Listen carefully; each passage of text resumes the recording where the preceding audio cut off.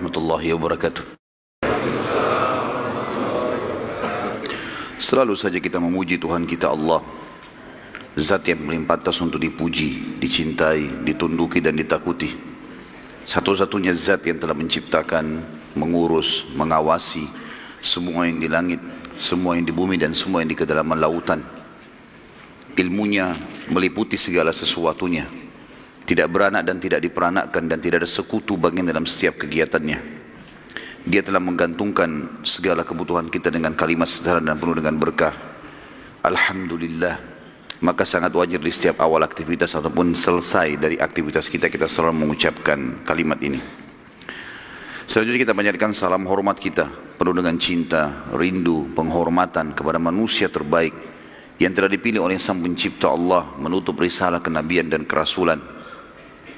Manusia telah disempurnakan jalur nasabnya, ilmunya, fisiknya, sukses dalam kehidupan dunianya dan juga di akhiratnya. Demikianlah orang-orang yang mengikutinya pasti juga akan mendapatkan kesuksesan. Makanya Allah sebagai pencipta telah memerintahkan setiap manusia tidak terkecuali untuk menjadikannya sebagai suri tauladan, terutama bagi orang-orang yang sudah beriman. Dan Sang Pencipta Allah bersama malaikatnya mengucapkan salam hormat secara langsung juga kepada manusia terbaik ini. Dan siapapun yang mengucapkan salam hormat kepadanya akan dibalas oleh Allah secara spontan 10 kali salam secara langsung dari Allah. Maka sangat wajar kalau kita selalu mengucapkan salawat dan taslim kepada Nabi besar Muhammad sallallahu alaihi wasallam.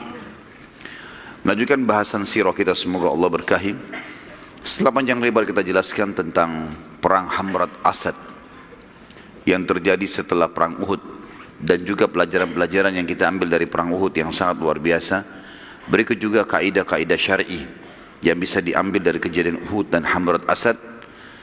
Kita akan masuk sekarang ke pembahasan tentang penyerangan beberapa suku Arab yang ada di sekitar Madinah ke kota Madinah. Maksudnya ingin menyerang. Dan ini semua adalah rentetan permasalahan yang terjadi di Uhud, di pertengahan peperangan. Di awal peperangan muslimin memenangkan peperangan, di tengah-tengah mereka dikalahkan, lalu kemudian mereka menang lagi di Hamrat Asad. Hanya saja Hamrat Asad, peperangan ini banyak juga di antara suku-suku Arab yang tidak sampai kepadanya berita itu. Jadi sebagian kecil, dan Quraisy berusaha menyebarkan berita kalau mereka yang menang. Dan memang banyak suku-suku Arab terpengaruh dengan pendapat Quraisy, ya, bahwasanya memang mereka yang menang. Padahal sebenarnya sudah kita jelaskan di Hamrat Asad, Quraisy tidak berani untuk datang menemui muslimin, dan muslimin sempat tinggal selama 3 hari di sana. Simpang siur, ada yang tangkap, ada juga yang tidak. Ringkas cerita teman-teman sekalian, ternyata ada beberapa suku-suku Arab yang berfikir untuk menyerang Madinah. Dikarenakan mereka mengetahui Uhud itu tempat lokasi di mana muslimin kalah adalah di depan pintu gerbang Madinah. Artinya di depan pintu gerbang Madinah saja muslimin kalah, ya, berarti sudah sangat lemah, apalagi kalau mereka perang keluar dari kota Madinah. Maka perang yang terjadi Hamrat Asad dan Uhud itu terjadi, Uhud tentunya di bulan Syawal, tanggal 15 Syawal tahun 3 Hijriah, dan Hamrat Asad tanggal 16 Syawal. Nabi SAW pada saat itu menetap di Madinah. Setelah Hamrat Asad tidak keluar sama sekali bentuk pasukan atau menyerang. Beliau tinggal kurang lebih dari bulan Syawal, Dzulqa'dah, Dzulhijjah, 3 bulan sampai bulan Muharram di tahun 4 Hijriah. Tidak ada peperangan. Nabi SAW fokus menyampaikan wahyu kepada para sahabat dari hukum-hukum syar'i yang turun pada saat itu. Sampai akhirnya baginda Nabi SAW mendengarkan teman-teman sekalian ada beberapa suku-suku Arab yang tamak untuk menyerang Madinah. Dan suku yang paling pertama ingin menyerang Madinah namanya suku As'ad bin Khuzaimah. Dan saya sudah bilang tadi bahasan kita di pagi hari, bagaimana orang-orang Arab itu kalau ada di antara mereka yang memiliki kelebihan fisik, ya, harta, keturunan, maka bisa ternisbatkan nama suku kepadanya. Maka ini nama orang As'ad bin Khuzaimah, tapi karena dia orang yang kaya raya, punya keturunan banyak segala macam, akhirnya terbentuklah nama suku darinya. Kemudian berkembanglah juga kepada anak cucunya yang terus ya menjadi jumlah yang banyak, maka terbentuklah suku yang besar. Suku ini teman-teman sekalian dipimpin oleh seseorang yang bernama Tulaiha. Tulaiha dan adiknya, Tulaiha si kakak, adiknya namanya Salamah. Dua-duanya anaknya Khuwailid. Tulaiha ini perlu kita tahu juga, nanti dia akan mengaku sebagai seorang nabi. Salah satu yang mengaku nabi di Jazirah nanti, nabi palsu tentunya, Tulaiha ini. Hanya saja dari 3 orang yang mengaku nabi, Tulaiha bin Khuwailid, ini nantinya taubat dia. Masuk Islam dan dia taubat. Bahkan dia termasuk salah satu dari pasukan Umar bin Khattab yang menuju ke Qadisiyah, memerangi Persia bersama Sa'ad bin Abi Waqqas radhiyallahu anhu. Kemudian ada Aswadul Unsi nanti terbunuh, dan juga ada Musailamah Al-Kadzdzab juga terbunuh setelah mereka mengaku sebagai nabi palsu. Saudara seiman, berita akan menyerangnya Tulaiha ke Madinah ini didengar oleh baginda Nabi SAW, dan beliau akhirnya mengirim mata-mata ke sana. Dengan segera Nabi SAW menyiapkan pasukan yang kita sudah sebutkan dan sering kita sebutkan dengan istilah Sariyah. Masih ingat ya? Sariyah adalah jumlah 3 orang sampai 100 maksimal, namanya Sariyah. Kalau lebih dari 100 maka dikatakan Jaish, pasukan dalam bahasa Arab. Tapi kalau di bawah dari 100 namanya Sariyah. Nabi SAW menyiapkan Sariyah yang dipimpin oleh Abu Salamah. Riwayat lain mengatakan Abu Talha. Ada 2 riwayat ya. Dengan kekuatan kurang lebih antara 100 orang, ada riwayat yang mengatakan 150 orang, ada pasukan tambahan.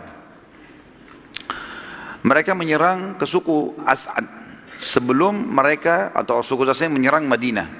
Dan ternyata dalam kondisi mereka tidak sadar suku Asad ini akan diserang, mereka lalai dan setelah sholat subuh berhasil diserang oleh Abu Talha dan berhasil mengalahkan suku As'ad, yang akhirnya membatalkan niat mereka untuk mendatangi Madinah.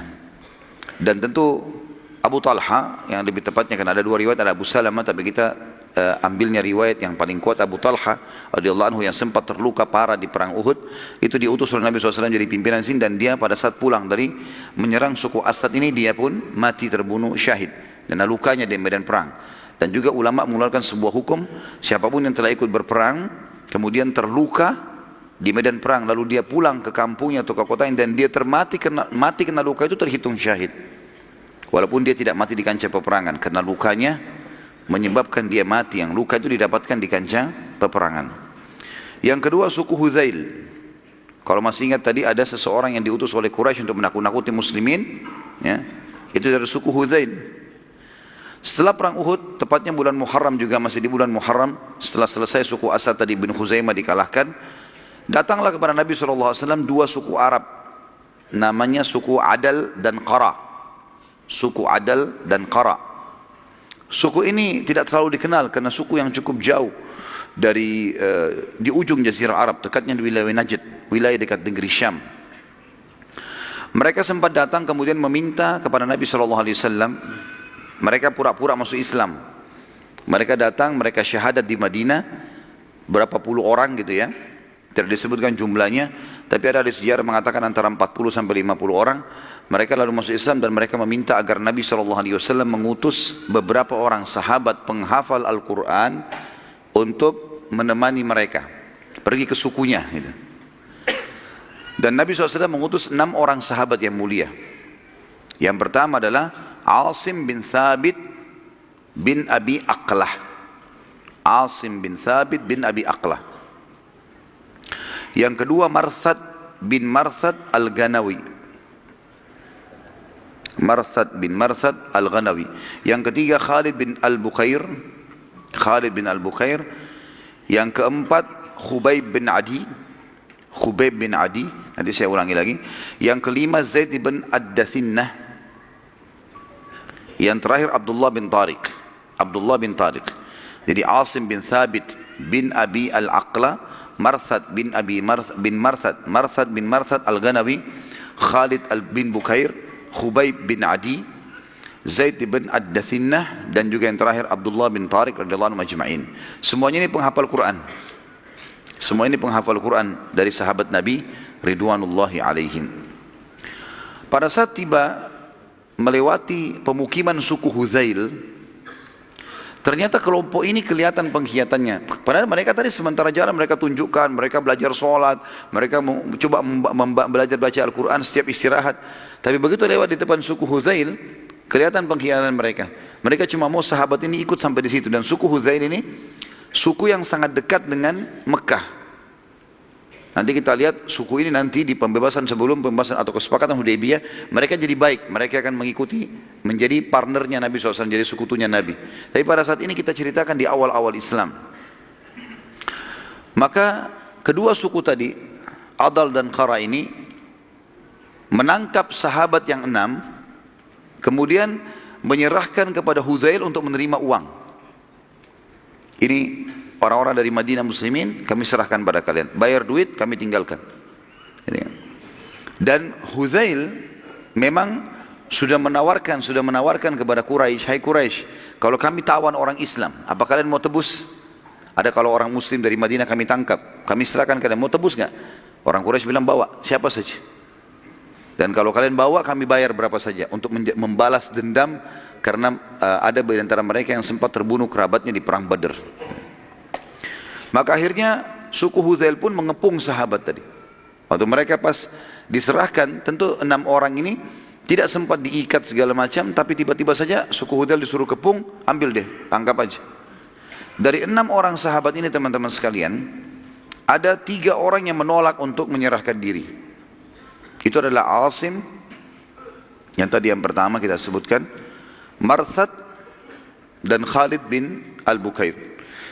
3 sahabat ini menolak untuk menyerahkan diri, dan ketiganya berkata, demi Allah kami tidak akan membuat perjanjian dan kesepakatan dengan kaum musyrikin. Enggak ada akad di sini. Karena kan mereka bilang, orang-orang Hudzail mengatakan, sudahlah, kami tidak mau membunuh kalian, enggak usah melawan, serahkan diri, kami hanya serahkan kalian kepada Quraisy, kami mau duit, mau harta. Ternyata 3 orang ini nolak, enggak mau. Akhirnya mereka menghunuskan pedang dan mereka berperang. Sampai akhirnya ketiganya mati syahid. Ketiganya sahabat ini radhiyallahu anhu mati syahid. Maka tersisa 3 orang yang lain, yang 3 orang ini menyerahkan diri. Zaid ibn Dathinnah dari Khubayb ibn Adi dan juga Abdullah bin Tariq. 3 orang ini menyerahkan diri. Ditawanlah.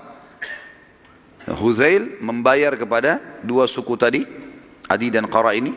Kemudian Hudzail membawa ketiga orang ini, maksudnya membawa ke Mekah untuk diserahkan.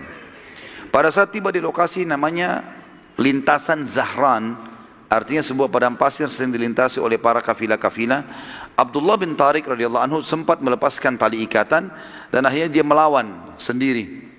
Dia melawan sendiri sampai akhirnya berhasil meloloskan diri, berhasil melawan tapi terbunuh syahid juga.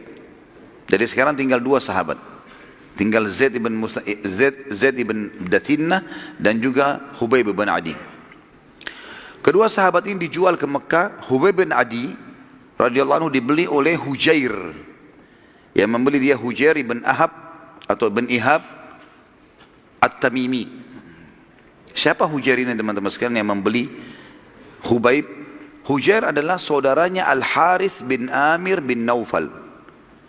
Al-Harith bin Amir bin Naufal, ya, jadi Khubayb bin Adi dijual ke seseorang bernama Hujair bin Ihab At-Tamimi. Hujair bin Ihab. Hujair bin Ihab ini sengaja membeli, ya, Khubayb karena dia adalah saudaranya Al-Harith. Namanya saudaranya Hujair yang membeli si Khubayb ini adalah Al-Harith bin Amir bin Naufal. Ini adalah orang yang dibunuh oleh Khubayb di Uhud. Jadi ternyata Khubayb bin Adi radhiyallahu anhu sahabat Nabi ini sempat membunuh seseorang di Uhud namanya Al-Harith bin Amir bin Nufail. Ini adalah saudaranya Hujair. Makanya Hujair sengaja membeli Khubayb untuk dia bunuh, balas dendam. Kemudian Zaid bin Dathinnah dibeli oleh Safwan bin Umayyah bin Khalaf. Safwan bin Umayyah bin Khalaf. Kalau antum masih ingat di perang Badar, Umayyah bin Khalaf termasuk yang terbunuh bersama Abu Jahal. Ya.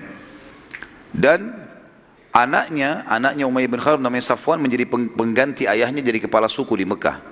Dia bilang, dia iklankan, siapa saja yang menyerahkan kepada saya muslim, siapa saja muslim, maka saya akan bayar berapa saja dan saya akan bunuh sebagai ganti karena ayahnya terbunuh di perang Badar.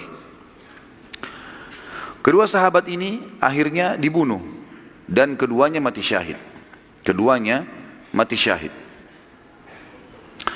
Suku Hudzail pada saat menyerahkan Asim, maka suku Hudzail sempat membunuh Asim. Ingatkan tadi 3 orang yang sempat melawan, diantaranya Asim. Asim ini waktu berperang melawan, dia dengan 2 orang temannya, 3 orang akhirnya terbunuh awal, karena 3 orang ditawan, 3 orang melawan awal. Asim salah satunya. Waktu mereka membunuh Asim, dan mereka memotong kepalanya Asim, memotong kepala Asim dilepaskan, mereka niatnya ingin menjual kepala Asim kepada seorang wanita bernama Sulafa ya. Ada Sulafa dan mengatakan Sulaifa, namanya Sulafa binti Sa'ad ya. Sulafa binti Sa'ad ya. Ini sempat hadir di Uhud, dan dia sempat menyaksikan 6 orang saudaranya yang memegang bendera sempat dibunuh oleh Hamzah, Ali, dan juga Asim. Sulaifa ini atau Sulafa ini, waktu dia lihat ke-6 saudaranya dari Bani Abdiddar jatuh tergeletak semuanya mati di dekat bendera, setiap ada pegang bendera dibunuh lagi oleh Hamzah, Ali, dan Asim, gitu kan. Waktu 6 orang jatuh ini, kebetulan saudaranya yang ke-6 yang pegang bendera yang membunuh, yang menusuknya Asim, dan dia lihat. Maka Sulafa mengeluarkan instruksi di pasukan Quraisy waktu itu di perang Uhud, siapapun yang mendatangkan kepada saya batok kepalanya Asim, maka saya akan isi batok kepalanya dengan emas untuk saya bayar. Jadi batok kepalanya nanti kalau saya dapatkan, saya akan bersihkan, dikeluarkan semua isi otaknya, saya akan isi dengan emas, sebesar itu saya akan kasih ke orang yang memberikan batok kepalanya. Oleh karena itu suku Hudzail tamak pada saat itu. Mereka pada saat membunuh Asim, mereka membawa kepalanya dengan niat mau dijual kepada Sulafa tadi, binti Sa'ad bin Syahid ya, yang hadir di Uhud pada saat itu. Namun terjadi keajaiban yang luar biasa pada saat itu. Di antara yang disebutkan dalam riwayat adalah pada saat mereka memotong kepala Asim, kepalanya sempat dipenuhi dengan lebah. Entah lebah dari mana datang, dari padang pasir, penuh semua mukanya dan kepalanya penuh lebah. Dan setiap kali ada suku Hudzail yang coba menyentuh, maka diserang oleh lebah tersebut. Dan di depan mata mereka, lebah-lebah ini rame-rame ya, menjepit kepala Asim, kemudian dibawa terbang oleh lebah gitu. Sampai akhirnya kepala Asim tidak ditemukan sama sekali dan dibawa oleh lebah entah kemana dengan hikmah Allah subhanahu wa ta'ala. Dan pada saat terdengar berita tersebut oleh kaum muslimin, maka Umar bin Khattab mengatakan, saya pernah mendengarkan Asim telah bersumpah atas nama Allah dan memohon agar jasadnya tidak disentuh sama sekali oleh orang-orang musyrik. Maka pada saat mereka memotong pun kepalanya, sempat jasadnya entah di mana, mereka hanya menemukan kepalanya, dan kepalanya pun dibawa oleh lebah, yang akhirnya mereka tidak bisa menemukan sama sekali jasad sahabat yang mulia ini. Tentu kita melihat ini teman-teman sekalian, sampai di sini yang dinukil oleh para ahli sejarah, dan belum disebutkan apakah baginda Nabi SAW membalas atau tidak. Yang jelas kejadian ini terjadi. Yang saya tahu nanti suku Hudzail ya, meminta maaf, dan kemudian suku Hudzail akhirnya menjadi sekutu Nabi di kesepakatan Hudaybiyah.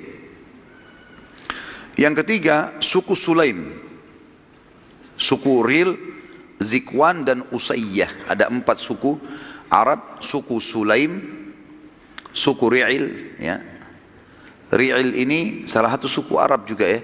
Suku Sulaim, suku Ri'il, Zikwan, dan Usayyah.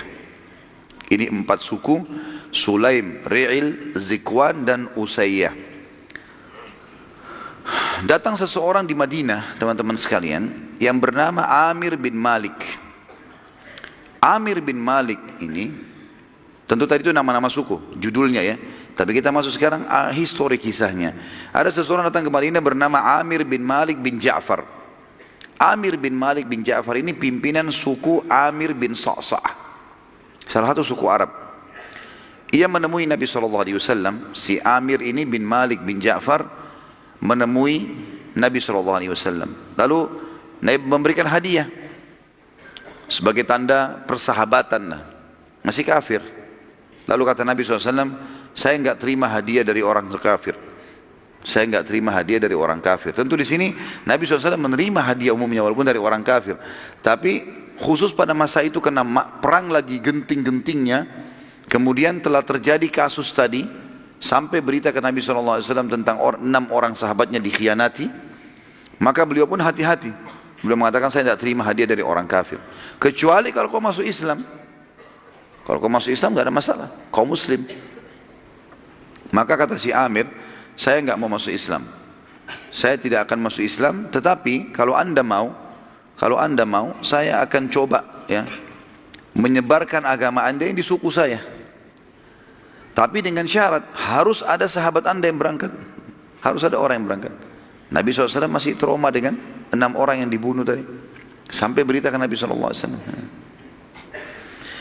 Juga ada riwayat tadi saya lupa sampaikan teman-teman, Asim, pada saat jasadnya dicari, maka bumi yang ada jasadnya terbuka dan menanamkan, memasukkan jasadnya. Sementara kepalanya dibawa oleh lebah. Tadi yang lupa saya sampaikan. Maka kata Nabi SAW, apa jaminanmu? Sekarang, apa jaminan kau bisa selamatkan? Ada sahabat saya dikhianati. Kata dia, saya menjaminnya. Saya kepala suku, saya yang jamin. Maka kata Nabi SAW, baiklah. Kalau kau menjamin, selesai. Artinya kalau ada pengkhianatan, perang nih. Maka Nabi SAW pun mengutus 70 orang sahabat pilihan waktu itu. Dari tadi cuma 6, sekarang 70 orang. Supaya ada kekuatan gitu. Di antara 70 orang ini ada beberapa orang sahabat yang terkenal dengan keimanannya, dengan ilmunya, ulamanya sahabat. Di antaranya Al-Harith bin Shimmah. Al-Harith bin Shimmah salah satu ulama sahabat masyhur dengan ilmunya.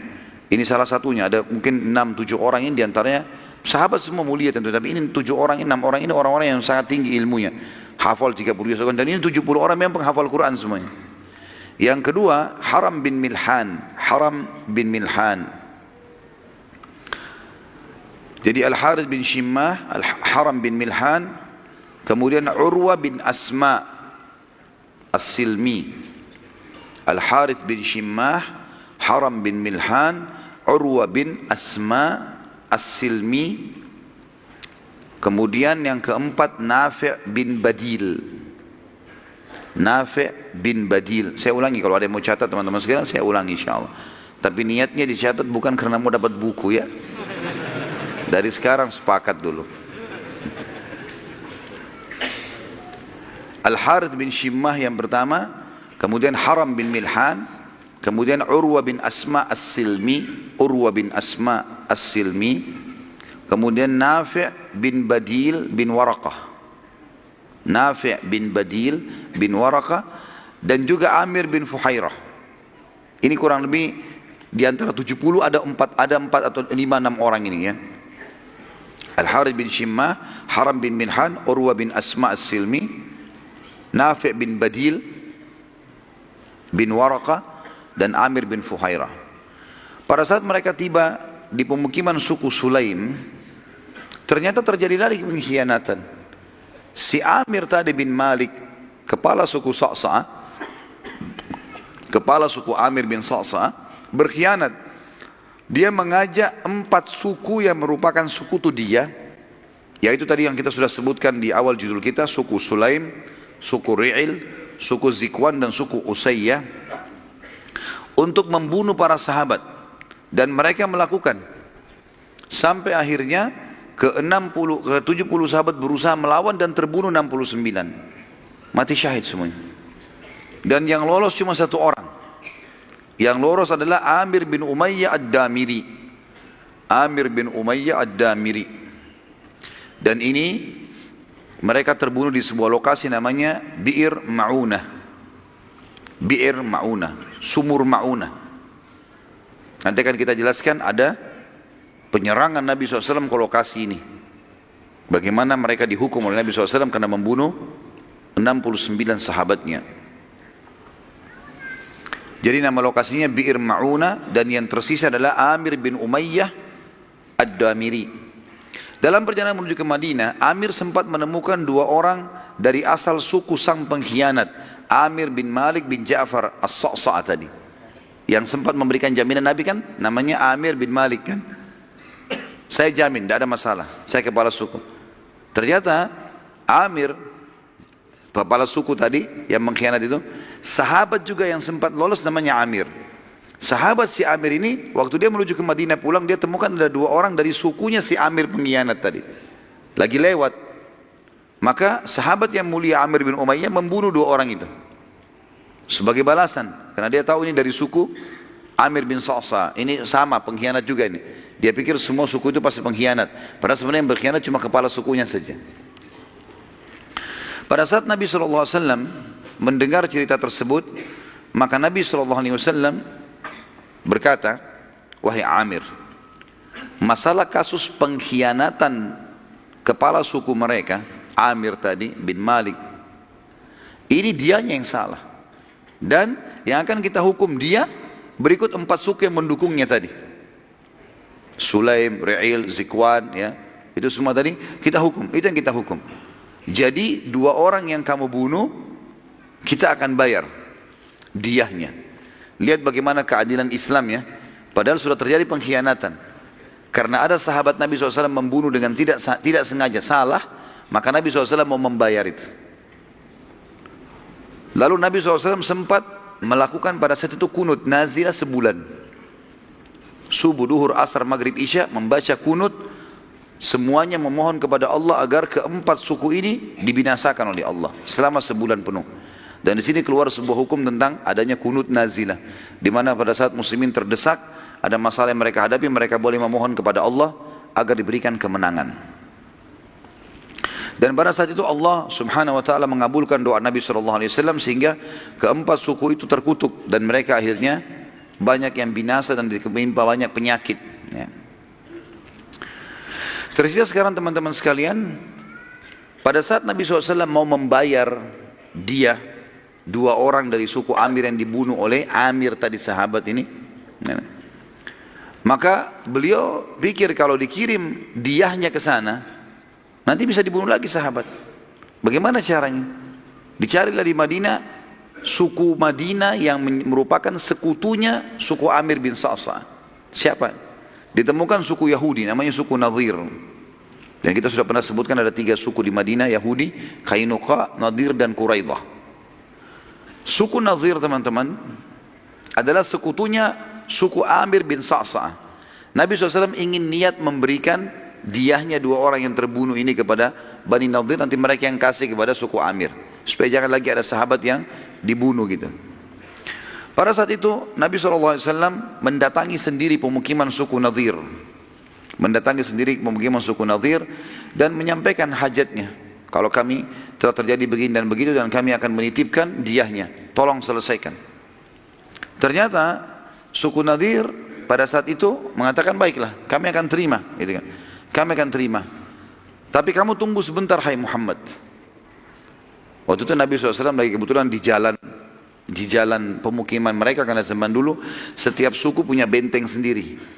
Saya pernah jelaskan tentang keadaan 3 suku Yahudi, Nadir, Qainuqa dan Quraidah ini. Semuanya punya benteng, di dalam benteng ada pemukiman mereka, ada pasar, ada sumur, ada peternakan. Seperti satu kota sendiri, jadi kota di dalam kota gitu.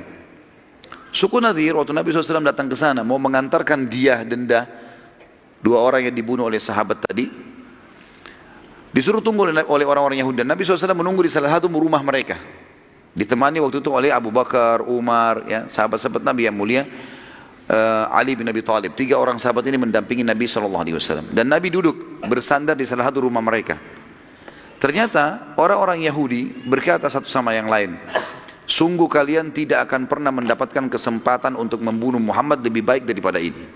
Siapa yang naik ke atas rumah yang tempat dia sekarang lagi ada, kemudian dilemparkan batu ke bawah, biar Muhammad kena batu dan mati. Begitu pemikiran orang-orang Yahudi pada saat itu. Maka ada satu orang Yahudi yang pada saat itu bernama Amr bin Jahash. Amr bin Jahash bin Ka'ab, namanya dia, Amr bin Jahash bin Ka'ab. Amr bin Jahash ini berkata, aku. Lalu dia pun ya, membawa batu besar, kemudian mutar dari belakang rumah itu. Dia masuk dari pintu belakang rumah, dia pamit sama pemilik rumahnya, lalu dia ceritakan kisahnya, lalu dia naik ke atas. Begitu dia naik ke atas dan dia tinggal mau menjatuhkan batu, wahyu turun. Mereka lupa kalau ini adalah Rasulullah SAW. Jibril datang menyampaikan, hai Muhammad, di atas kepalamu sekarang ada orang Yahudi bernama Amr ini mau melemparkan batu. Nabi SAW, tentu Abu Bakar sama Umar sama Ali nggak tahu itu. Karena Jibril berbicara dengan Nabi, mereka tidak tahu. Maka Nabi SAW tiba-tiba berdiri, lalu meninggalkan rumah tersebut dengan tidak ada sama sekali gerakan seakan-akan ada kaget atau marah, enggak. Santai saja. Dan biasanya Nabi SAW kalau begini berarti punya hajat mau ke kamar kecil. Para sahabat fahamnya begitu. Jadi kalau Nabi SAW berdiri tanpa sebab, berarti ada hajat mau ke kamar kecil biasanya. Kalau selain kamar kecil biasanya Nabi sampaikan. Seperti itulah. Nabi SAW berdiri. Waktu Nabi berdiri, Abu Bakar, Umar sama Ali nunggu. Enggak ada juga yang tiba-tiba nanya Nabi mau kemana anda ya Rasulullah, enggak ditanya. Karena lama menunggu, Abu Bakar, Umar dan Ali berpikir, kemana Rasulullah? Kok lama ini? Enggak balik-balik. Lebih baik kita lihat keadaannya. Mereka keliling di sekitar padang pasir yang biasa dipakai untuk kalau kita mungkin WC umum, enggak ada. Lalu mereka kembali ke Madinah, mereka kaget ternyata Nabi SAW sudah membentuk pasukan. Sudah dimotivasi pasukan, terbentuk pasukan besar. Lalu Abu Bakar tanya, ya Rasulullah ada apa? Kata Nabi SAW begini ceritanya. Bahwasanya orang-orang ini sebenarnya berusaha membunuhku. Ada seseorang bernama Amr naik di atas guma mau lempar batu, dan kalau saya tunggu sebentar beberapa saat saja sudah dilemparin batu itu. Wahyu menyampaikan kepada saya, dan ini harus dihukum. Maka Abu Bakar, Umar dan Ali pun radhiyallahu anhum bergabung di pasukan, dan akhirnya Nabi SAW mengepung benteng suku Nadir selama 15 hari. Subhanallah, selama 15 hari ini sebenarnya suku Nadir merasa bersalah dan mau menyerahkan diri kepada Nabi SAW. Tapi apa yang terjadi? Beberapa orang-orang munafik mendatangi suku Yahudi ini. Pimpinan mereka yang sudah masyhur Abdullah bin Ubay bin Salul, kemudian ada sahabatnya bernama Wadi'ah. Ini juga seorang munafik. Kemudian ada Malik bin Qawqal. Ini juga orang munafik, ya. Dan ada Suwaid. Ada 5 orang ini. Ada Suwaid dan ada Dais. Ya. Ada 5 orang munafik, Abdullah bin Abi Salul, Wadi'ah, kemudian Malik bin Qawqal, Suwaid dan Dais. Mereka berlima mendatangi bentengnya suku Nadir dan berkata, sudahlah, jangan nyerahkan diri. Kami membela kalian. Kalian tahu kan siapa kami? Maksudnya orang-orang munafik. Kami bukan muslim, kami akan bela kalian, tidak usah khawatir. Kami juga punya pasukan, disebutkanlah pasukan kami begini, namanya si fulan, kalian tahu si fulan, si fulan, si fulan. Di Madinah mereka saling tahu. Ini orang munafik semua. Kami siap membela kalian. Kalau kalian diperangi, kami akan memerangi juga muslimin. Kalau kalian mati, kami mati bersama kalian. Tadinya suku Nadir ini khawatir gitu kan. Mereka menyerahkan diri, tapi karena motivasi dari orang-orang munafik ini, akhirnya mereka tidak jadi. Mereka tidak jadi menyerahkan diri, dan mereka akhirnya mau melawan. Sampai akhirnya ya, mereka dikepung 15 hari, dan ternyata dalam 15 hari itu pun setelah orang-orang yang munafik ini keluar, sama sekali mereka tidak mengirim bantuan, tidak ada beritanya gitu kan. Akhirnya mereka menyerahkan diri, dan ini sifatnya orang munafik. Orang munafik subhanallah biasa gitu. Sama kaum muslimin benci, sama orang kafir penjilat. Ya, dan dusta semua hidupnya. Dan kita tahu surah An-Nisa menjelaskan masalah itu. Surah An-Nisa, surah nomor 4 ayat 138. Dimulai dari 138. Pernah saya bacakan ayat ini, tapi saya bacakan lagi. A'udzubillahi minasyaitonirrajim. Basyiril munafiqina bi anna lahum 'adzaban alima. Sampaikanlah berita ya, bahwasanya orang-orang munafik itu akan mendapatkan siksa yang pedih. Alladzina yattakhiduna al-kafirina awliya min dunil mu'minin. Mereka adalah orang-orang yang menjadikan orang kafir sebagai tempat-tempat mereka bersandar. Ayabtaguna indahumul izzata fa innal izzata lillahi jami'a. Mereka mengira bahwasanya orang-orang kafir itu punya kemuliaan sehingga mereka berusaha menjilat di situ, mau mendekat, padahal semuanya kemuliaan di sisi Allah. Wa qad nazzala 'alaikum fil kitab an idza sami'tum ayati llahi yukfaru biha ustahza'u biha. Dan telah diturunkan dalam Al-Quran dengan sangat tegas, kalau kalian dengarkan ayat-ayat Allah diolok-olok ya, maka jangan kalian duduk, fala taqudu ma'ahum, jangan kalian duduk bersama mereka, hatta yakhudu fi haditsin ghairi, sampai mereka mengalihkan pembicaraan ke yang lain. Innakum idza mithluhum, kalau kalian ikut-ikutan sama orang-orang munafik itu, orang-orang kafir itu, maka kalian sama saja dengan mereka. Innallaha jami'ul munafiqina wal kafirina fi jahannam jami'a. Sesungguhnya Allah pasti akan mengumpulkan orang-orang kafir dan orang munafik dalam neraka Jahannam bersama-sama. Sifat orang munafik disebutkan, alladzina yatarabbasuna bikum, yaitu orang-orang yang selalu mencari kejadian-kejadian untuk kalian atau terhadap kalian hai kaum muslimin. Fa in kana lakum fathun minallah, kalau kalian dapat kemenangan dari sisi Allah, qalu, orang-orang munafik berlumba-lumba berkata, alam nakum ma'akum, bukankah kami juga umat Islam sama dengan kalian? Kami kan juga namanya si fulan, orang muslim, ya. Wa in kana lil kafirin nasib, dan kalau seandainya orang kafir yang mendapatkan kemenangan, qalu alam nastahwid alaikum, bukankah kami telah memenangkan kalian, wa namna'kum minal mu'minin, dan kami melarang atau menahan kalian dari orang-orang beriman. Lalu mereka mengatakan, ya, bukankah kami telah memenangkan kalian dari kaum mukminin dan juga kami menahan kalian, kami telah memenangkan kalian dan kami menahan kalian dari orang-orang beriman. Fallahu yahkum bainahum yaumal qiyamah, Allah akan menghakimi di antara mereka pada hari kiamat. Walan yaj'alallahu lil kafirin 'alal mu'minina sabila, Allah tidak akan mungkin memberikan orang-orang kafir untuk memusnahkan orang mukmin secara keseluruhan. Innal munafiqina yukhadi'una Allah wa khadi'uhum, orang-orang munafik berusaha menipu Allah seakan-akan Allah tidak tahu tentang keadaan mereka, padahal Allah sedang menipu, membalas tipu muslihat mereka. Wa idza qamu ila sholati qamu kusala, mereka kalau bangun salat mereka sangat malas. Yura'unan nas, kalaupun mereka salat mereka hanya ingin pujian manusia. Wala yadhkurunallaha illa qalila, mereka tidak pernah berzikir kepada Allah kecuali sedikit sekali. Mudabdabina baina dzalik, mereka bingung antara kafir dan keimanan. La ilaha ula'i wa la ilaha ula, mereka tidak menjadi orang beriman, tidak juga menjadi orang kafir.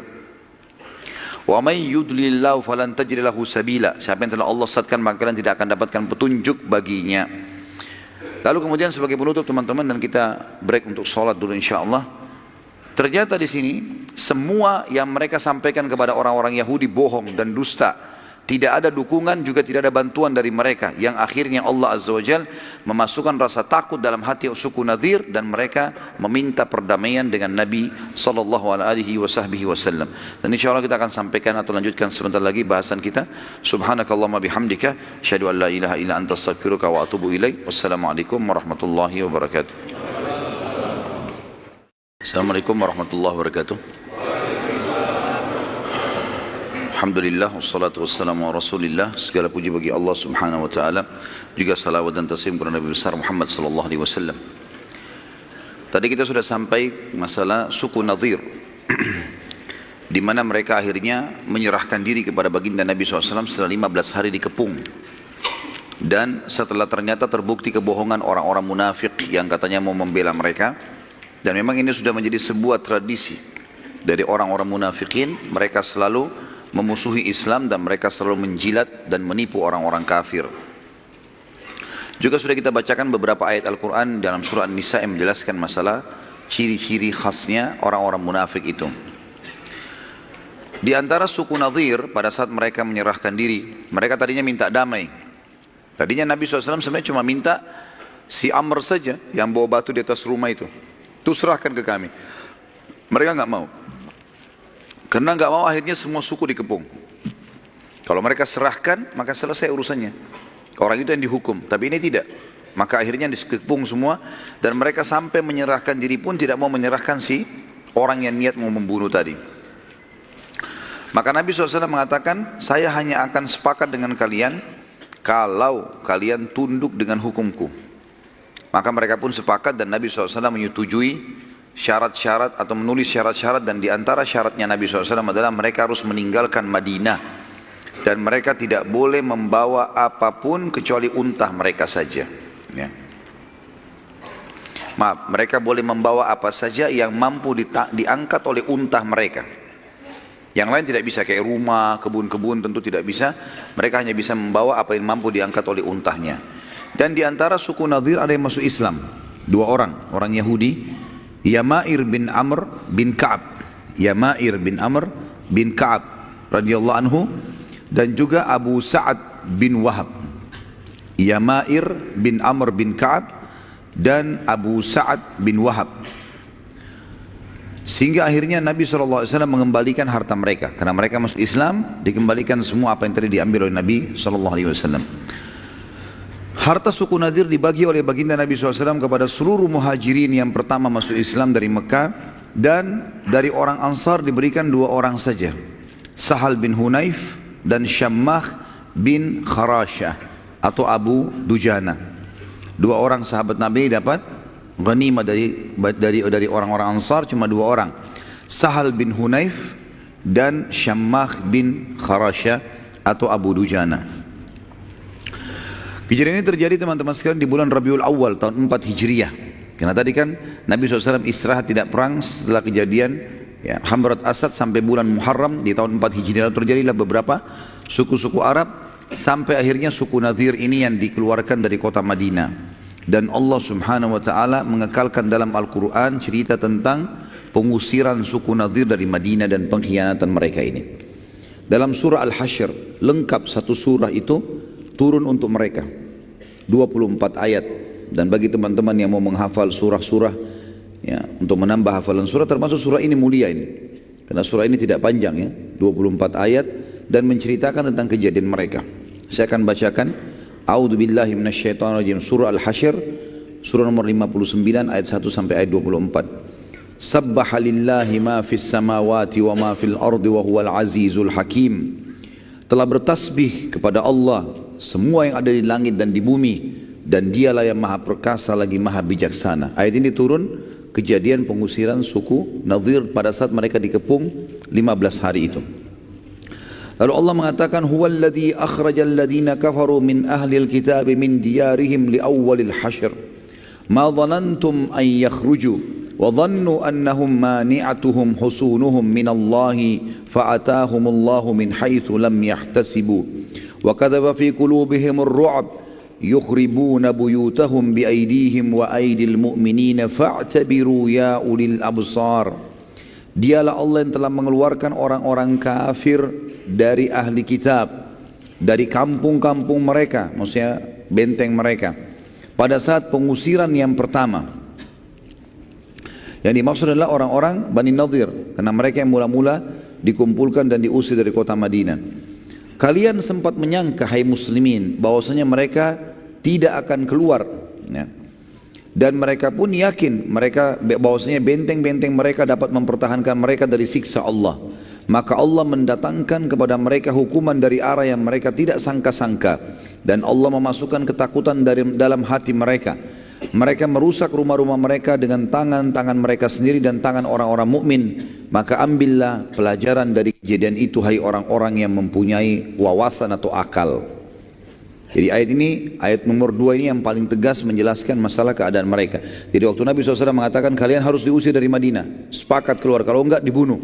Dan hanya boleh bawa barang yang dinaikkan di atas unta saja. Rupanya karena mereka sakit hati, mereka sempat merusak rumah-rumah mereka dengan tangan mereka sendiri. Maksudnya supaya tidak dipakai oleh muslimin, gitu kan? Ternyata di antara muslimin ada yang datang membantu mereka ngurusin rumahnya. Nanti kita tidak butuh rumah kalian kok, tidak butuh, keluar saja gitu. Allah mengatakan ambil pelajaran dari situ. Suku Nadir ini teman-teman sekalian memiliki di dalam benteng itu sekitar 1000 personil perang, ahli perang, prajurit, dan mereka masih mempunyai sekian ribu orang yang memang bukan personil perang tapi bisa dipakai tenaganya. Yang mengepung mereka hanya segelintir berapa ratus sahabat bersama Nabi SAW. Tapi Allah mendatangkan ketakutan-ketakutan pada mereka sehingga akhirnya mereka menyerahkan diri. Dan beginilah selalu keadaan peperangan muslimin. Kalau memang mereka ikhlas kepada Allah, walaupun jumlahnya lebih sedikit, pasti Allah berikan kemenangan. Ayat 3, walaula an kataballahu alaihimul jalaa la'adzabahum fid dunya walahum fil akhirati adzabun nar. Dan jika saja atau jika tidaklah Allah, jika tidak karena Allah telah menetapkan pengusiran terhadap mereka, benar-benar Allah akan mengadab mereka di dunia dan bagi mereka di akhirat azab neraka. Kalau bukan Allah mudahkan kalian mengusirnya, hai muslimin, mereka tetap akan Allah siksa dalam benteng mereka. Jadi semuanya itu adalah penghinaan. Dan di akhirat juga kalau mereka tidak sempat taubat, tidak masuk Islam, pastilah mereka akan masuk ke dalam neraka Jahannam. Dzalika bi annahum syaqqullaha wa rasulahu wa man yushaqillaha fa innallaha syadidul iqab. Demikian itu karena mereka menentang Allah dan Rasulnya. Barang siapa yang menentang Allah dan Rasulnya, sesungguhnya Allah sangat keras hukumannya.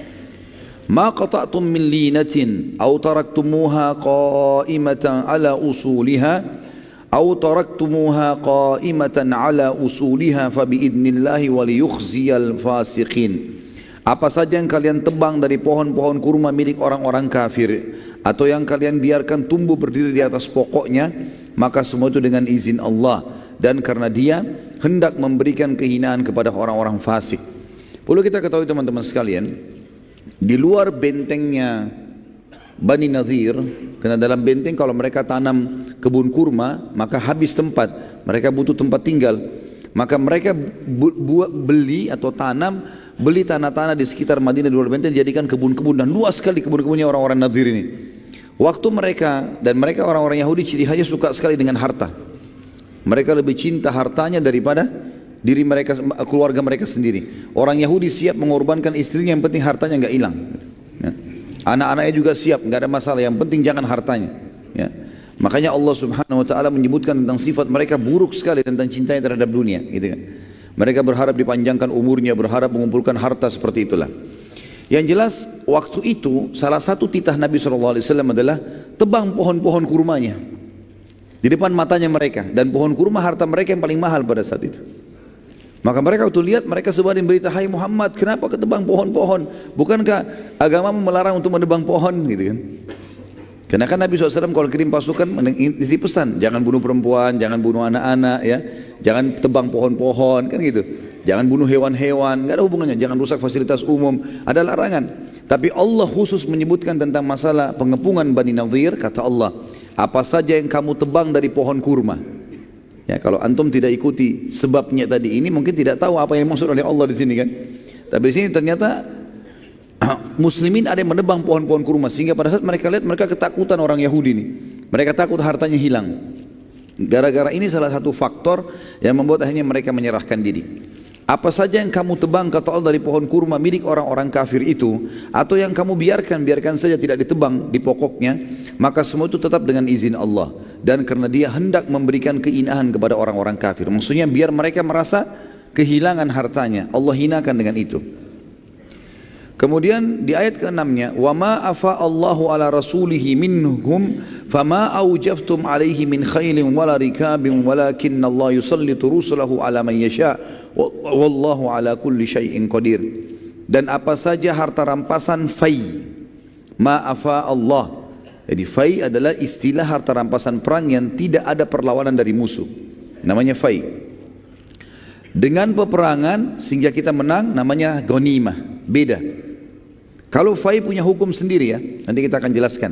Yang jelas Allah mengatakan di sini di ayat 6-nya, apa saja harta rampasan fai yang diberikan Allah kepada Rasul dari harta benda mereka, maka untuk mendapatkan itu kamu tidak mengerahkan seekor kuda pun dan tidak pula seekor unta pun, tapi Allah yang memberikan kekuasaan kepada Rasulnya terhadap apa saja yang dikehendakinya, dan Allah Maha Kuasa atas segala sesuatu. Maksudnya adalah fai itu kalau terjadi peperangan dan Nabi SAW dan menang waktu di zaman Nabi SAW masih hidup, maka harta rampasan yang didapatkan tanpa peperangan itu murni milik Nabi SAW. Itu murni milik Rasulullah SAW. Dan beliau punya hak memberikan kepada siapa saja. Makanya tadi fainya Bani Nadhir diberikan kepada orang-orang Muhajirin dan 2 orang Ansar saja yang dianggap miskin, yang lain tidak dikasih orang Ansar. Dan Allah menyebutkan kenapa? Karena tidak ada peperangan, tidak ada kalian gerakkan seekor kuda ataupun seekor unta untuk menyerang musuh, maka itu fai namanya, ya. Lalu kemudian Allah mengatakan juga di ayat 7-nya, ma afa Allahu ala rasuli min ahli al-qura fadillahi walir rasuli wadil qurba wal yatama wal masakin wal masakini wa ibnis sabili kay la yakuna dulatan bainal agniya'i minkum wa ma ataakumur rasulu fakhudhu wa ma nahakum anhu fantahu wattaqullaha innallaha syadidul iqab. Apa saja harta rampasan fai yang didapatkan tanpa peperangan yang diberikan Allah kepada Rasulnya dari harta yang dari penduduk kota-kota, maka itu adalah milik Allah, Rasul, kaum kerabat, anak-anak yatim, maksudnya kerabat Nabi SAW. Ya, anak-anak yatim, orang-orang miskin, dan orang-orang yang dalam perjalanan dan terputus jalan, supaya harta tersebut tidak beredar di antara orang-orang kaya saja di antara kalian. Apa yang diberikan Rasul kepada kalian, terimalah, dan apa yang dilarang bagi kalian, tinggalkanlah, dan bertakwalah kepada Allah, sesungguhnya Allah amat keras siksaannya. Ayat 8, lil-fuqara'il muhajirin alladhina ukhriju min diyarihim wa amwalihim yabtaguna fadlan min Allah wa ridwana wa yansuruna Allah wa rasulah ulaika humus sadiqun. Juga harta tersebut fai diberikan kepada orang-orang fakir yang hijrah dari Mekah, yang diusir dari kampung halaman mereka dan dari harta benda mereka karena mencari karunia dari Allah dan keridhaannya, dan mereka menolong Allah dan Rasulnya. Mereka itu adalah orang-orang yang jujur. Ayat 9, walladzina tabawwa'u ad-dara wal imana min qablihim yuhibbuna man hajara ilaihim wa la yajiduna fi sudurihim hajatan mimma utu ولا يجدون في صدورهم حاجة مما أوتوا ويؤثرون على أنفسهم ولو كان بهم خصاصة ومن يوق شح نفسه فأولئك هم المفلحون. Dan Allah memuji orang-orang Ansar, orang-orang yang telah menempati kota Madinah dan telah beriman, maksudnya orang Ansar. Sebelum kedatangan para muhajirin, mereka orang Ansar mencintai orang-orang yang berhijrah kepada mereka, dan mereka orang-orang Ansar tidak menaruh keinginan dalam hati mereka terhadap apa-apa yang diberikan kepada muhajirin. Artinya Allah pastikan fai ini pun, hai Muhammad, kalau kau berikan kepada muhajirin, tidak diberikan kepada Ansar, enggak usah khawatir. Orang Ansar tidak akan pernah ada masalah dengan hati mereka, karena mereka suka dan cinta dengan saudara yang hijrah. Dan ini pujian Allah untuk penduduk Madinah secara khusus. Dan mereka mengutamakan orang-orang muhajirin atas diri mereka sendiri, sekalipun mereka dalam keadaan kesusahan. Dan siapa yang dipelihara dari kekiran dirinya, maka mereka itu adalah orang-orang yang beruntung. Jadi ada alasan kenapa Allah subhanahu wa ta'ala menyuruh Nabi Muhammad SAW membagikan fai kepada muhajirin dan cuma 2 orang dari Ansar. Karena itu haknya Allah dan Rasulnya secara mutlak, dan memang orang-orang muhajirin layak dibantu, terutama orang-orang miskin di antara mereka. Ya. Sebagian ahli sejarah mengatakan orang-orang kaya muhajirin tidak dapatkan, seperti Abu Bakar, ya, Uthman bin Affan, yang kaya-kaya tidak mendapatkan fai dari sini, tapi orang-orang miskin di antara mereka sebagaimana Allah sudah sebutkan. Kemudian dikatakan selanjutnya, walladzina ja'u min ba'dihim yaquluna rabbana ighfir lana wa li ikhwanina alladhina sabaquna bil imani wa la taj'al fi qulubina ghillan lil ladzina amanu rabbana innaka ra'ufur rahim. Dan orang-orang yang datang sesudah mereka, para muhajirin dan Ansar, setelah dengar kisah ini, kita sekarang termasuk kena ayat ini. Mendengarkan kisah ini, tidak akan pernah lagi ada fikiran kita sebagaimana orang-orang Ansar tidak pernah berfikir. Jangan ada di antara kita terfikir, teman-teman sekalian, loh kenapa Rasulullah cuma kasih orang muhajirin ya? Kenapa orang Ansar nggak dikasih? Sudah dijawab di sini.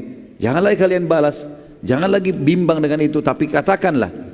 Kata Allah SWT, orang-orang yang datang sesudah mereka, para muhajirin dan Ansar yang baca Al-Quran, mereka malah berdoa, ya Rabb kami, berikanlah ampunan untuk kami dan saudara-saudara kami yang telah beriman lebih dulu daripada kami, dan jangan engkau membiarkan kedengkian dalam hati kami terhadap orang-orang yang beriman. Ya Rabb kami, sesungguhnya engkau maha penyantun lagi maha penyayang. Dan ayat ini yang digunakan oleh ulama ahli sunnah yang sangat tegas, membantah pemahaman Syiah yang menghina-hina para sahabat, apalagi sampai mengkafirkan. Karena di sini Allah Subhanahu wa taala memerintahkan kita semua yang datang setelah muhajirin dan Ansar mendoakan agar mereka mendapatkan pengampunan dan tambahan rahmat.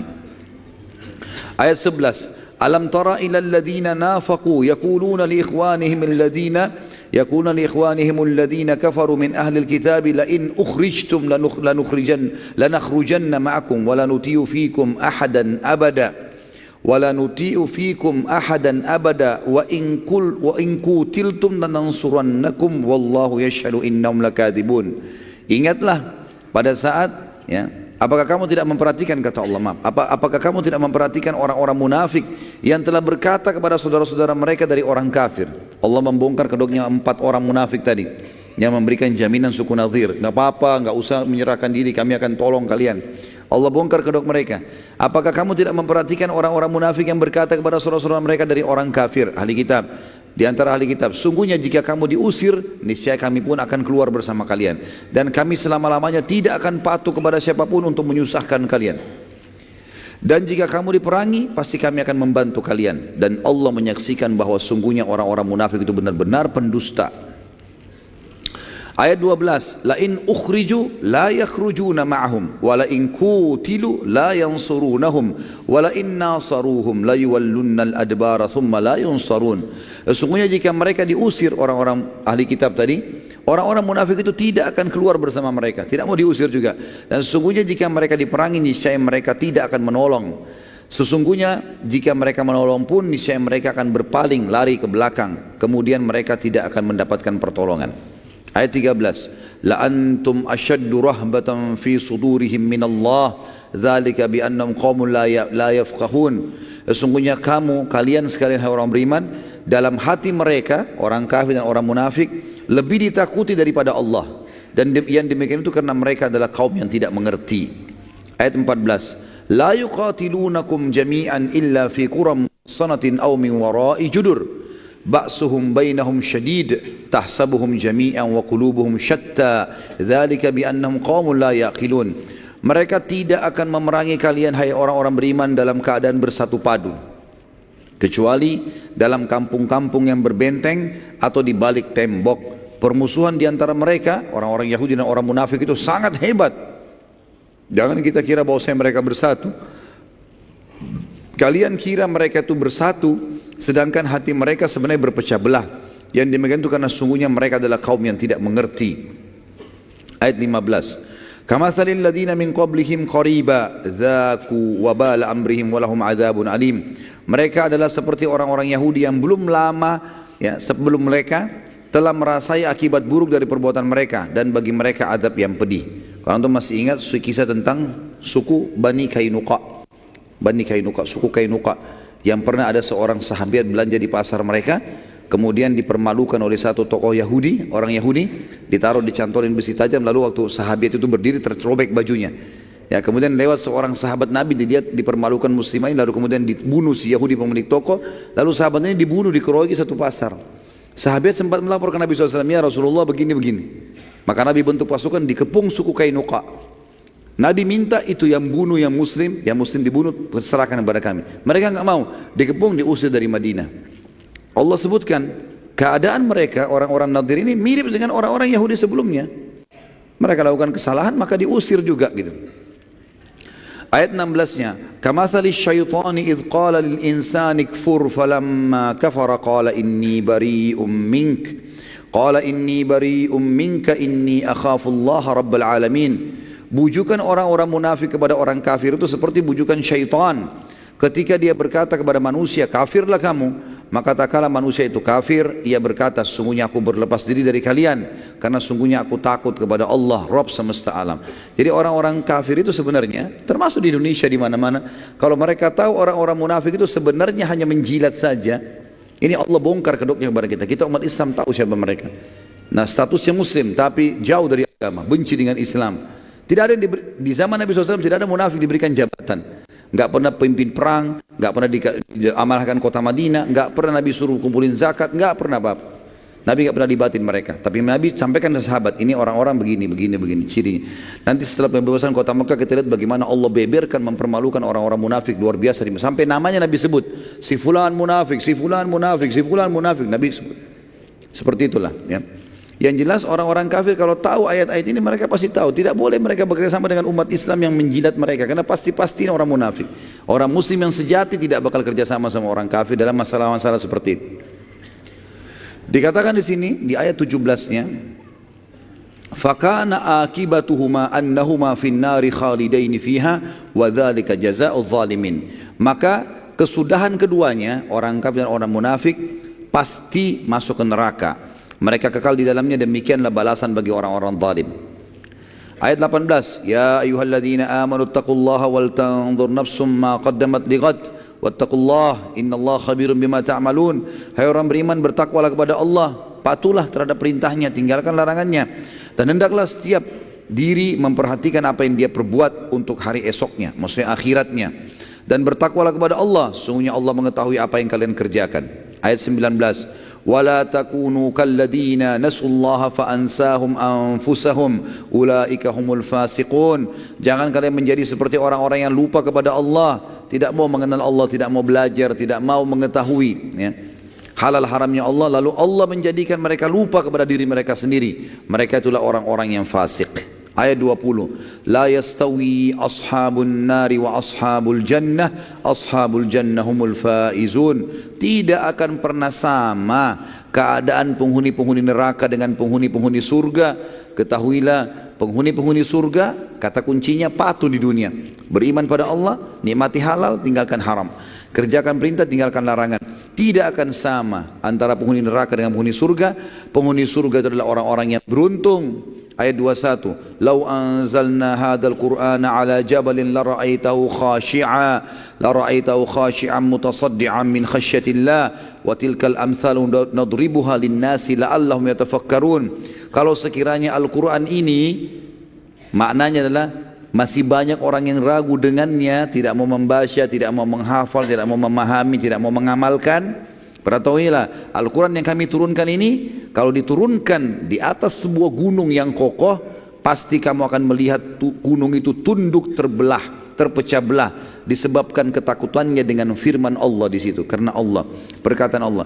Dalam perumpamaan-perumpamaan itu kami buat untuk manusia supaya mereka berfikir. Ayat 22. Wallahu alladzi la ilaha illahu alimul ghaibi wasyahadah warrahmanur rahim. Yang menurunkan Al-Quran, yang menurunkan syariat, yang telah mengutus Rasulullah Muhammad SAW adalah Allah.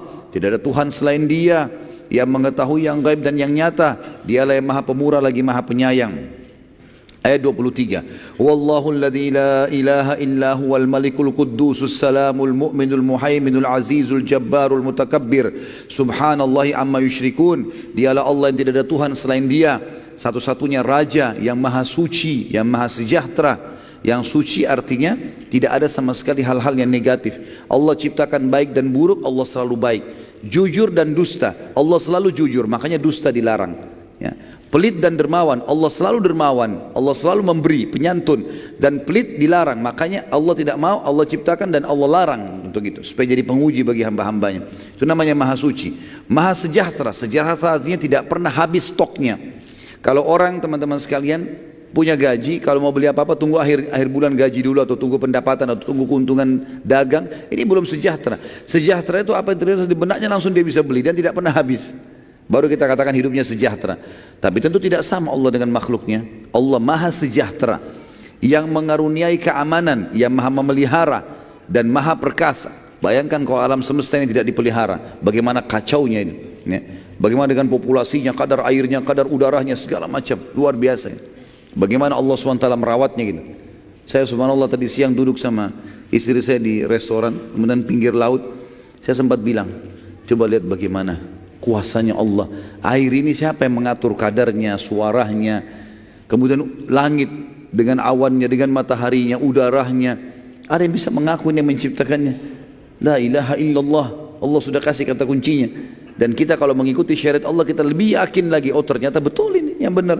Karena kita jadi punya panduan hidup, tahu mana boleh, mana tidak boleh.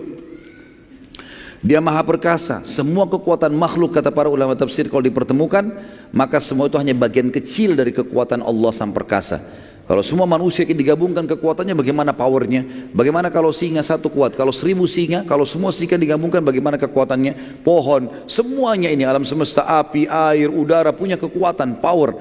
Itu semua kalau digabungkan pun hanya bagian kecil dari kemahaperkasaan sang pencipta. Yang maha kuasa, yang memiliki segala keagungan, maha suci Allah dari apa yang mereka persekutukan. Ayat 24-nya. Huwallahul khaliqul bari'ul musawwiru lahul asma'ul husna yusabbihu lahu ma fis samawati wal ardi wa huwal azizul hakim. Dialah Allah yang telah menciptakan dari tidak ada menjadi ada, telur yang cair menjadi anak ayam, bisa berkokok, bisa berkembang biak, sperma sel telur jadi kayak kita manusia, bisa berteriak, bisa bermarah, bisa senang, ya. Biji yang dilempar di tanah bisa jadi pohon yang besar. Menciptakan, yang mengadakan, yang membentuk rupa. Semuanya keindahan ini dibentuk oleh sang pencipta Allah, yang mempunyai asmaul husna, nama-nama yang mulia, bertasbih kepadanya apa yang ada di langit dan di bumi, dan dialah yang maha perkasa lagi maha bijaksana. 24 ayat full turun karena kejadian suku Nadir, ya, dan ini perlu diketahui teman-teman sebab nuzulnya, karena luar biasa. Ayat ini berbicara tentang kejadian pada saat itu. Selanjutnya sekarang kita masuk ke suku-suku lain, suku Arab yang ada di Daumatul Jandal namanya. Sebuah lokasi namanya Daumatul Jandal. Suku Jandal ini berada di Daumah, di daerah yang dinamakan Daumatul Jandal, berada di paling utara Jazirah Arab. Mereka juga berusaha menyerang muslimin setelah bulan Ramadan. Tadi kan kejadiannya Bani Nadir bulan Rabiul Awal. Jadi Rabiul Awal, Rabiul Tsani, Jumadil Ula, Jumadil Tsani, Rajab, Sya'ban, sampai Ramadan 6 bulan tidak ada peperangan.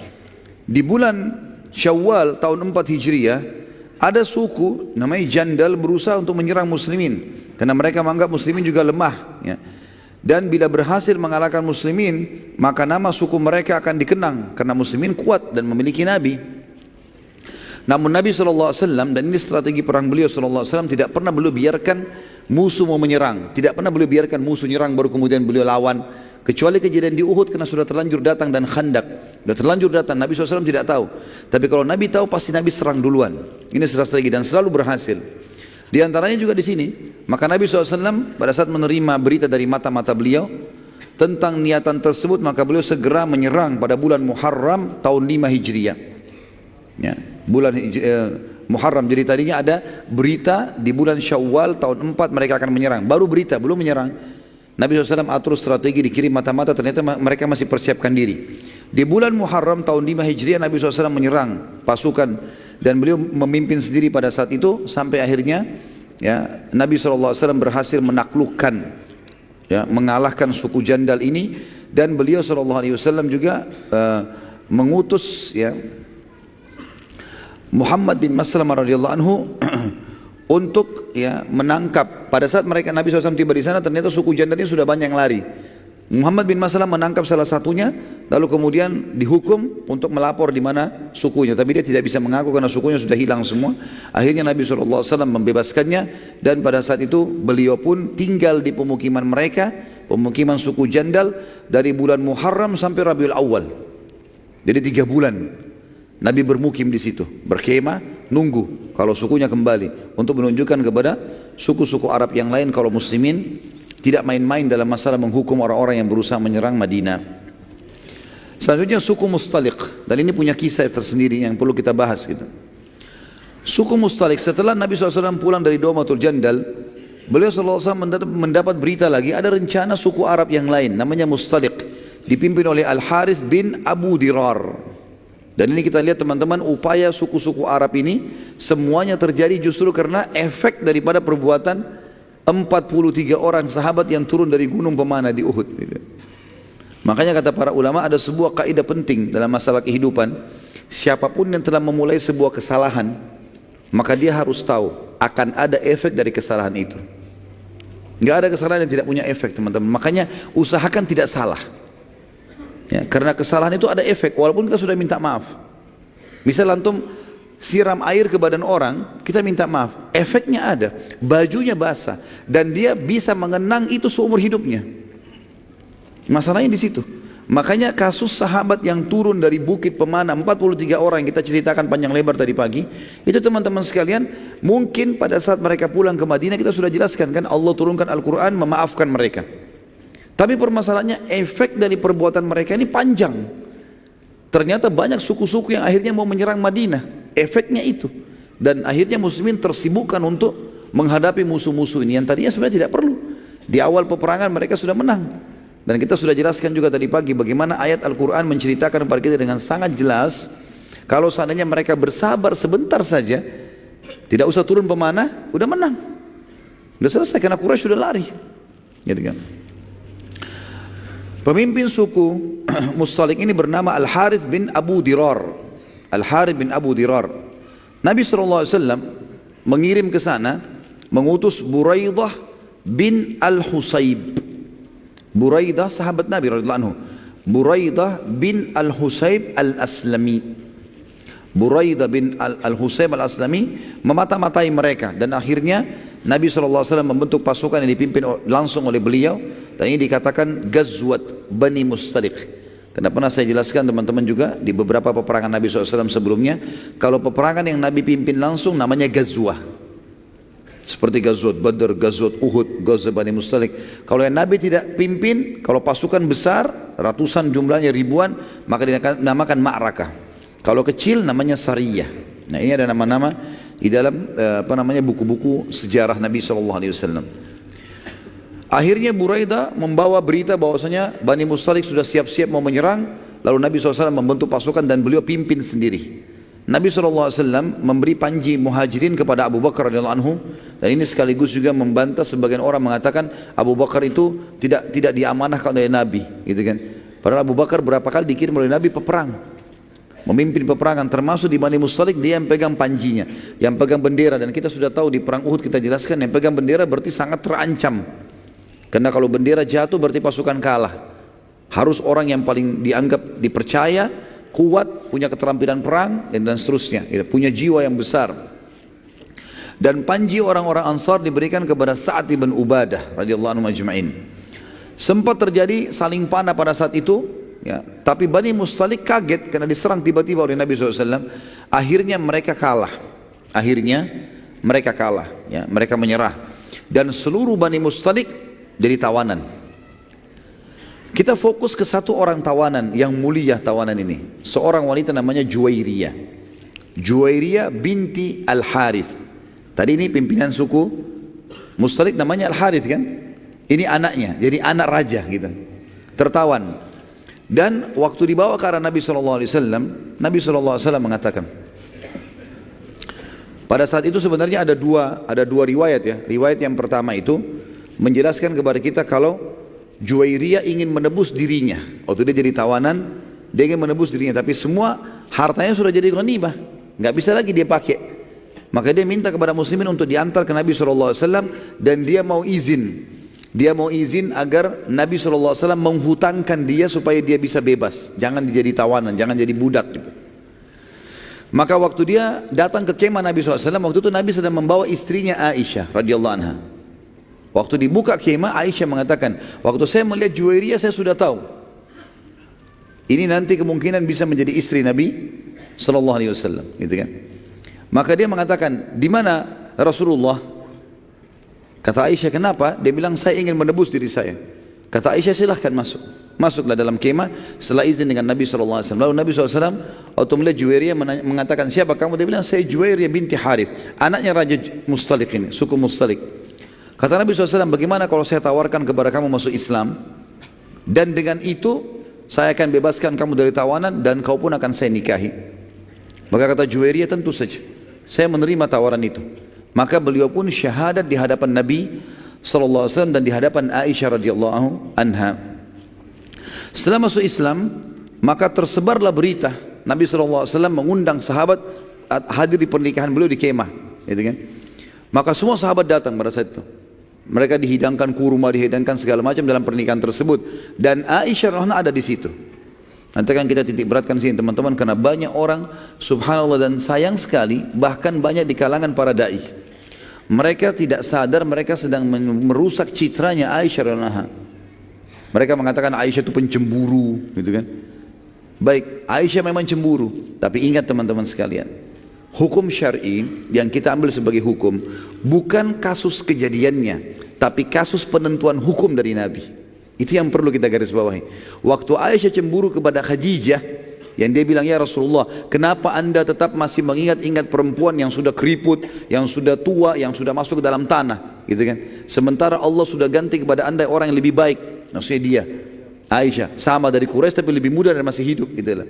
Apa kata Nabi? Ini kan perkataan Aisyah kena cemburu ya. Apa kata Nabi SAW? Wahai Aisyah, kau telah mengucapkan kalimat yang kalau dimasukkan ke air lautan rusak tuh air lautan. Aisyah, saking besarnya dosamu. Maka Aisyah pun meminta maaf dan beristighfar kepada Allah.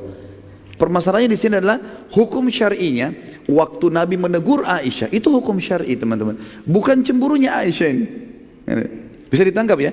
Kita boleh menyebutkan sebagai kisah, tapi jangan Aisyah yang disorotin radhiyallahu anha. Ini berarti memojokkan istri Nabi SAW gitu. Jadi perilaku beliau bukan sebagai sebuah hukum, tapi hukum adalah yang diterapkan oleh Nabi SAW. Dan ini sudah saya jelaskan di beberapa pertemuan tentang manajemen rumah tangga Islami di YouTube, tentang beberapa riwayat berhubungan dengan masalah cemburunya Aisyah radhiyallahu anha. Dan kita lihat dalam riwayat ini sahih, riwayat Bukhari, Aisyah tidak cemburu teman-teman sekalian di sini.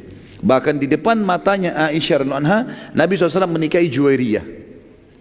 Dan Aisyah mengucapkan dalam riwayat Bukhari, setelah Nabi SAW menikahi Juwairiyah, di kemah diundang para sahabat, gitu kan? Maka seluruh sahabat berkata, ya Rasulullah, sebagai penghormatan terhadap pernikahan anda ini, kami bebaskan tawanan-tawanan kami. Maka satu suku semua dibebaskan. Aisyah yang meriwayatkan radhiyallahu anha riwayat Bukhari mengatakan, tidak ada wanita yang lebih mulia ya, dan juga berjasa kepada kaumnya dibandingkan Juwairiyah binti Al-Harith. Karena dengan menikahnya dia dengan Nabi SAW, maka sukunya semua bebas dari tawanan. Perhatikan riwayat ini teman-teman, bobotnya tinggi sekali. Seorang istri Nabi SAW yang selama ini cuma selalu dikenang cemburunya, ternyata di sini beliau meriwayatkan tentang pernikahan Nabi SAW. Bahkan kita temukan riwayat-riwayat yang menyebutkan tentang masalah mahar Nabi SAW dalam pernikahan, itu diriwayatkan oleh Aisyah radhiyallahu anha. Jadi di sini harus diperbaikin, harus betul-betul pada tempatnya. Sekali lagi, boleh kita sebutkan kisahnya, tapi jangan jadi tolok ukur hukum itu cemburunya, tapi hukum yang diterapkan oleh baginda Nabi sallallahu alaihi wasallam. Dan pada saat itu Aisyah pun radhiyallahu anha, dalam buku-buku sejarah disebutkan, jalan menuju ke Madinah untanya bersebelahan dengan untanya Juwairiyah. Dan Aisyah menceritakan tentang hal-hal yang disukai dan tidak disukai oleh Nabi sallallahu alaihi wasallam. Sebagai istri sama-sama dia sampaikan, begini loh Rasulullah suka, begini Rasulullah tidak suka, begini. Lihat bagaimana Aisyah radhiyallahu anha di sini bukan masalah cemburunya, malah Aisyah di sini mengingatkan madunya, begini loh istri suami kita. Ini sebuah pelajaran yang penting sekali. Jadi jangan selalu teman-teman hal-hal yang buruk saja yang tahu dikenang dan akhirnya salah dalam penyampaian. Ada kejadian penting namanya kejadian kisah ifk, fitnah, perzinahan Aisyah pada saat pulang dari Bani Mustaliq ini. Waktu pasukan lagi istirahat teman-teman sekalian, turunlah Aisyah dari gerandahnya. Jadi biasanya tradisi pasukan muslimin, istri-istri Nabi kalau dibawa, kadang-kadang Nabi bawa 2 orang, kadang-kadang Nabi bawa 1, tapi yang jelas setiap perjalanan Nabi selalu bawa istrinya. Siapa yang Nabi ajak, maka itu yang diajak pergi gitu. Pernah Nabi SAW ajak Aisyah dengan Hafsah berdua, sampai Aisyah mengatakan, saya baru mengetahui ternyata khidmah saya, pelayanan saya terhadap Nabi ya kurang setelah saya lihat bagaimana Hafsah melayani Nabi SAW. Seperti itulah. Yang jelas setiap unta yang dipakai oleh setiap istri Nabi yang ada itu ditaruh di geranda, dan geranda ini bisa ditaruh di atas unta atau dipikul oleh 4 orang sahabat. Kebetulan waktu perang Bani Mustaliq itu dipikul oleh sahabat, gerandanya dipikul oleh sahabat, gitu kan. Kemudian Aisyah karena badannya agak kecil, dia katakan dalam riwayat, maka beliau radhiyallahu anha turun dan mengatakan dalam hadis Bukhari, pada saat pasukan lagi istirahat aku punya hajat, ya, pergi ke padang pasir menunaikan hajatnya, mungkin buang air kecil dan seterusnya. Yang jelas saya pergi ke sana. Kemudian saya pada saat pergi saya kembali ke pasukan, ternyata kalung saya jatuh. Saya pun kembali ke lokasi yang awal, gitu kan. Begitu saya kembali yang kedua kali, ternyata pasukan sudah tidak ada. Jadi Nabi SAW suruh pasukan berjalan, bergerak. Sahabat-sahabat yang mikul geranda Aisyah kira Aisyah ada di dalam karena ringan, nggak tahu kalau ini sudah pergi, lagi pergi gitu. Apalagi tadi waktu sudah pergi, balik lagi sudah kelihatan. Pergi yang kedua sahabat tidak perhatikan. Ringkas cerita, pergilah pasukan ini. Kata Aisyah, aku pun tidak menemukan pasukan, dan pada saat aku sedang duduk di atas sebuah batu membuka cadar, ya, Aisyah menunggu pasukan ada nggak yang datang. Ada satu orang sahabat Nabi yang mulia namanya Safwan radhiyallahu anhu. Safwan ini sahabat yang dikenal sekali dengan kesolehannya, dengan kebaikan akhlaknya dan amanahnya. Sampai Nabi SAW letakkan Safwan di ujung pasukan. Setiap pasukan jalan, selalu Safwan paling belakang. Tunggu pasukan sudah hilang, udah nggak kelihatan, baru dia jalan lagi. Nanti kalau ada pedang jatuh dia yang pungut, ada perisai dia yang pungut, ada kendi dia yang ambil. Tugasnya itu karena diamanahkan. Safwan lihat di lokasi istirahatnya pasukan tadi ada perempuan, dan kata Aisyah dalam hadis ini, Safwan mengenal wajahku sebelum turun ayat hijab. Tahu kalau ini Aisyah, gitu. Maka aku pun menutup ya hijab. Aisyah waktu ada Safwan menutup, dan Safwan pun tidak melihatnya, tapi dia mengenalku sebelum aku pakai hijab, dia tahu. Maka Safwan hanya mengucapkan kalimat istirja, inna lillahi wa inna ilaihi raji'un. Pada saat itu pun ya, Safwan mendekatkan untanya kepadaku dan memberiku kesempatan untuk naik, dan ia pun pergi menjauh dariku. Jadi unta didudukkan, diikat talinya. Biasanya unta kalau sudah duduk itu diikat talinya, dia tenang. Kemudian dibiarkan Aisyah naik ke unta sementara Safwan pergi jauh supaya tidak melihat aurat. Ini menandakan akhlak yang mulia dari sahabat yang mulia ini. Setelah diberikan kesempatan naik, Aisyah sudah di atas unta, barulah Safwan datang tanpa melihat sama sekali, menarik kembali tali unta kemudian jalan. Pada saat itu kata Aisyah, sepanjang jalan tidak pernah ada terucapkan satu kalimat pun dariku atau dari Safwan. Gak pernah Safwan bilang kenapa kau terlambat, kenapa kau tidak pergi, ditanya bagaimana, tidak ada sama sekali kalimat. Juga Safwan, Aisyah sendiri tidak pernah tanya, gak pernah bilang terima kasih, gak ngomong apa-apa nih. Di atas unta istri Nabi SAW, Safwan tarik tali untanya dari bawah, jalan. Pada saat teman-teman sekalian lagi berjalan seperti itu, ternyata saat kami tiba di pasukan, sudah mau tiba, pasukan rupanya sebelum tiba di Madinah, istirahat lagi. Pada saat itu teman-teman sekalian, lagi siang bolong ini. Pasukan istirahat, Aisyah datang dengan Safwan. Waktu melihat kejadian tersebut, kebetulan di dalam pasukan ada ikut Abdullah bin Abi Salul, pimpinan munafik. Dia lihat Aisyah sama Safwan, kesempatan sebarin fitnah. Maka dia mengatakan, mana bisa seorang wanita dengan seorang pria bersama-sama lalu tidak terjadi. Tapi dia kasih mubham, tidak terlalu jelas, tidak terjadi. Dia enggak bilang zina. Dia tahu kalau dia bilang zina tuduhan, dia akan dihukum. Maka tersebar ini seperti virus di pasukan muslimin. Ini gosip ini luar biasa. Kalau Aisyah berzina sama Safwan, tersebar berita begitu. Aisyah mengatakan radhiyallahu anha, saya pada saat masuk, tiba di pasukan, tidak berpikir apa-apa karena memang tidak buat apa-apa. Unta diturunkan oleh Safwan, didudukkan, saya turun lalu saya masuk ke dalam kemah bersama Nabi sallallahu alaihi wasallam, gitu kan. Ini sudah tersebar berita ini. Maka pada saat itu teman-teman sekalian, pasukan waktu sudah mau masuk ke Madinah, gitu kan, tersebar berita. Kalau begini dan begitu. Ini Abdullah bin Abi Salul yang saya bilang dalam riwayat dikatakan namanya juga Ubaidillah. Khilaf di antara ahli sejarah tentang namanya. Dia punya anak laki-laki namanya Abdullah juga. Jadi kalau saya bahasakan, kalau kita pakai riwayat Abdullah sama Abdullah, si ayah Abdullah munafik, si anak Abdullah mukmin. Ya. Jadi ada dua Abdullah, ayah dan anak. Ayahnya munafik, anaknya mukmin. Ya. Si Abdullah mukmin ini datang kepada, jadi Nabi SAW waktu dengar isu ini, beliau menyuruh pasukan jalan tidak berhenti. Selama 3 hari 3 malam teman-teman sekalian pasukan jalan terus. Gosip tentang Aisyah berzina sudah tersebar.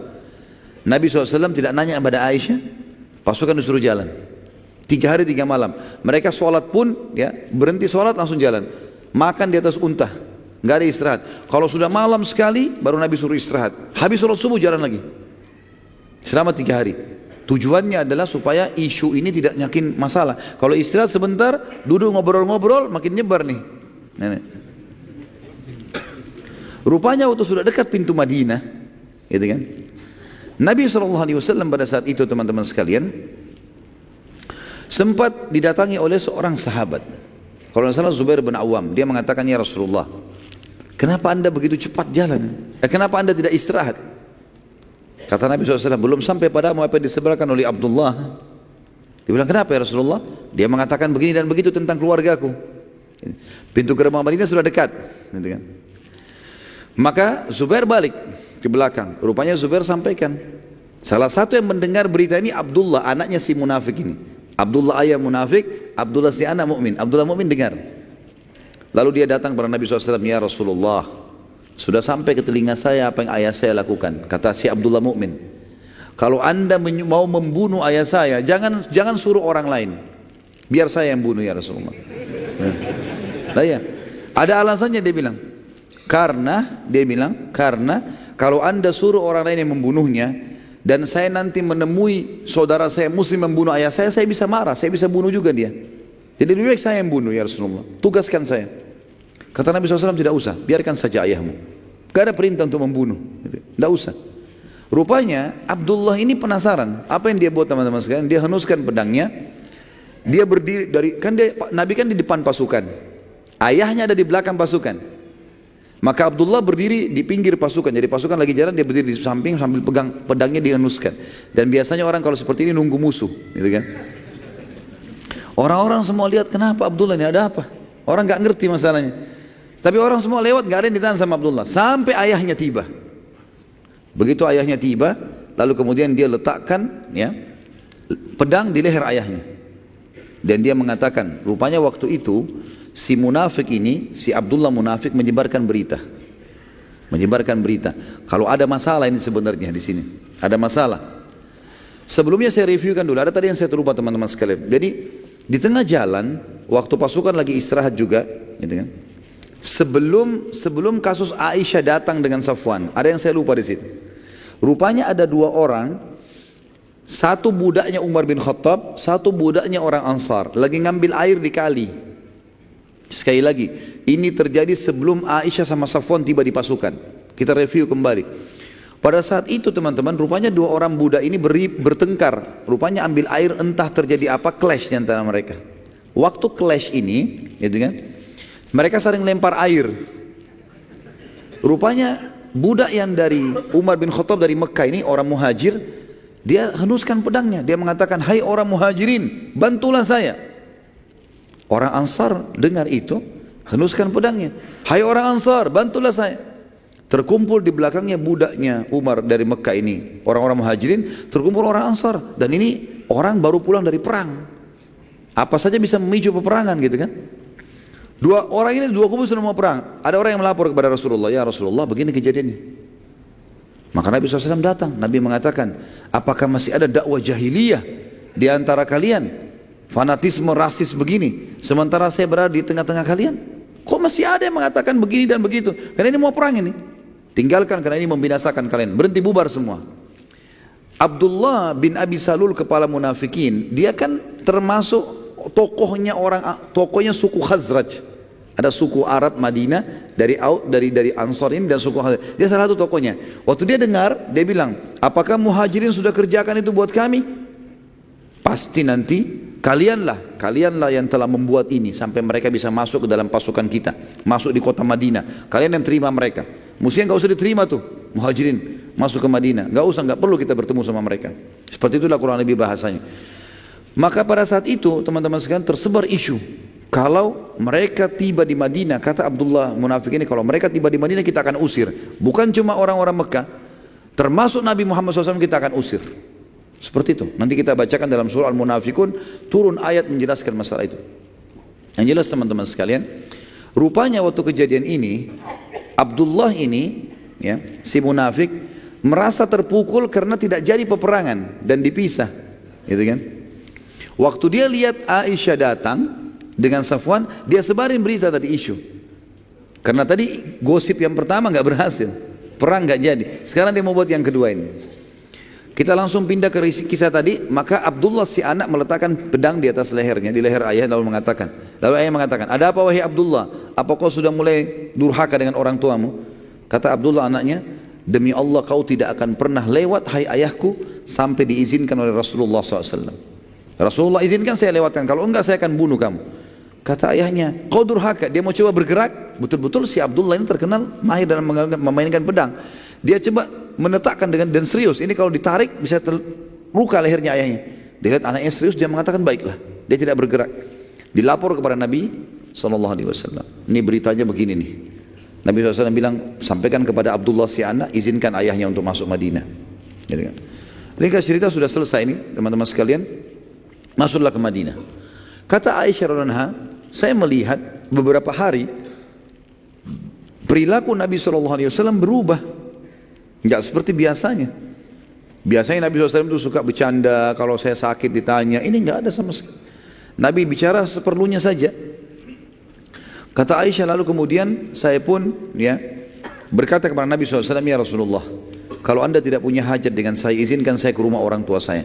Ini termasuk adab dalam rumah tangga teman-teman sekalian. Bagaimana Aisyah radhiyallahu anha pada saat suaminya berubah sikap, tidak langsung spontan, marah-marah, segala macam, atau menuduh suaminya segala macam, tidak. Aisyah dengan tenang, tapi dia lihat ada perilaku yang berubah, dia mengatakan, ya Rasulullah, kalau anda tidak punya hajat dengan saya, izinkan saya pulang ke rumah orang tua saya.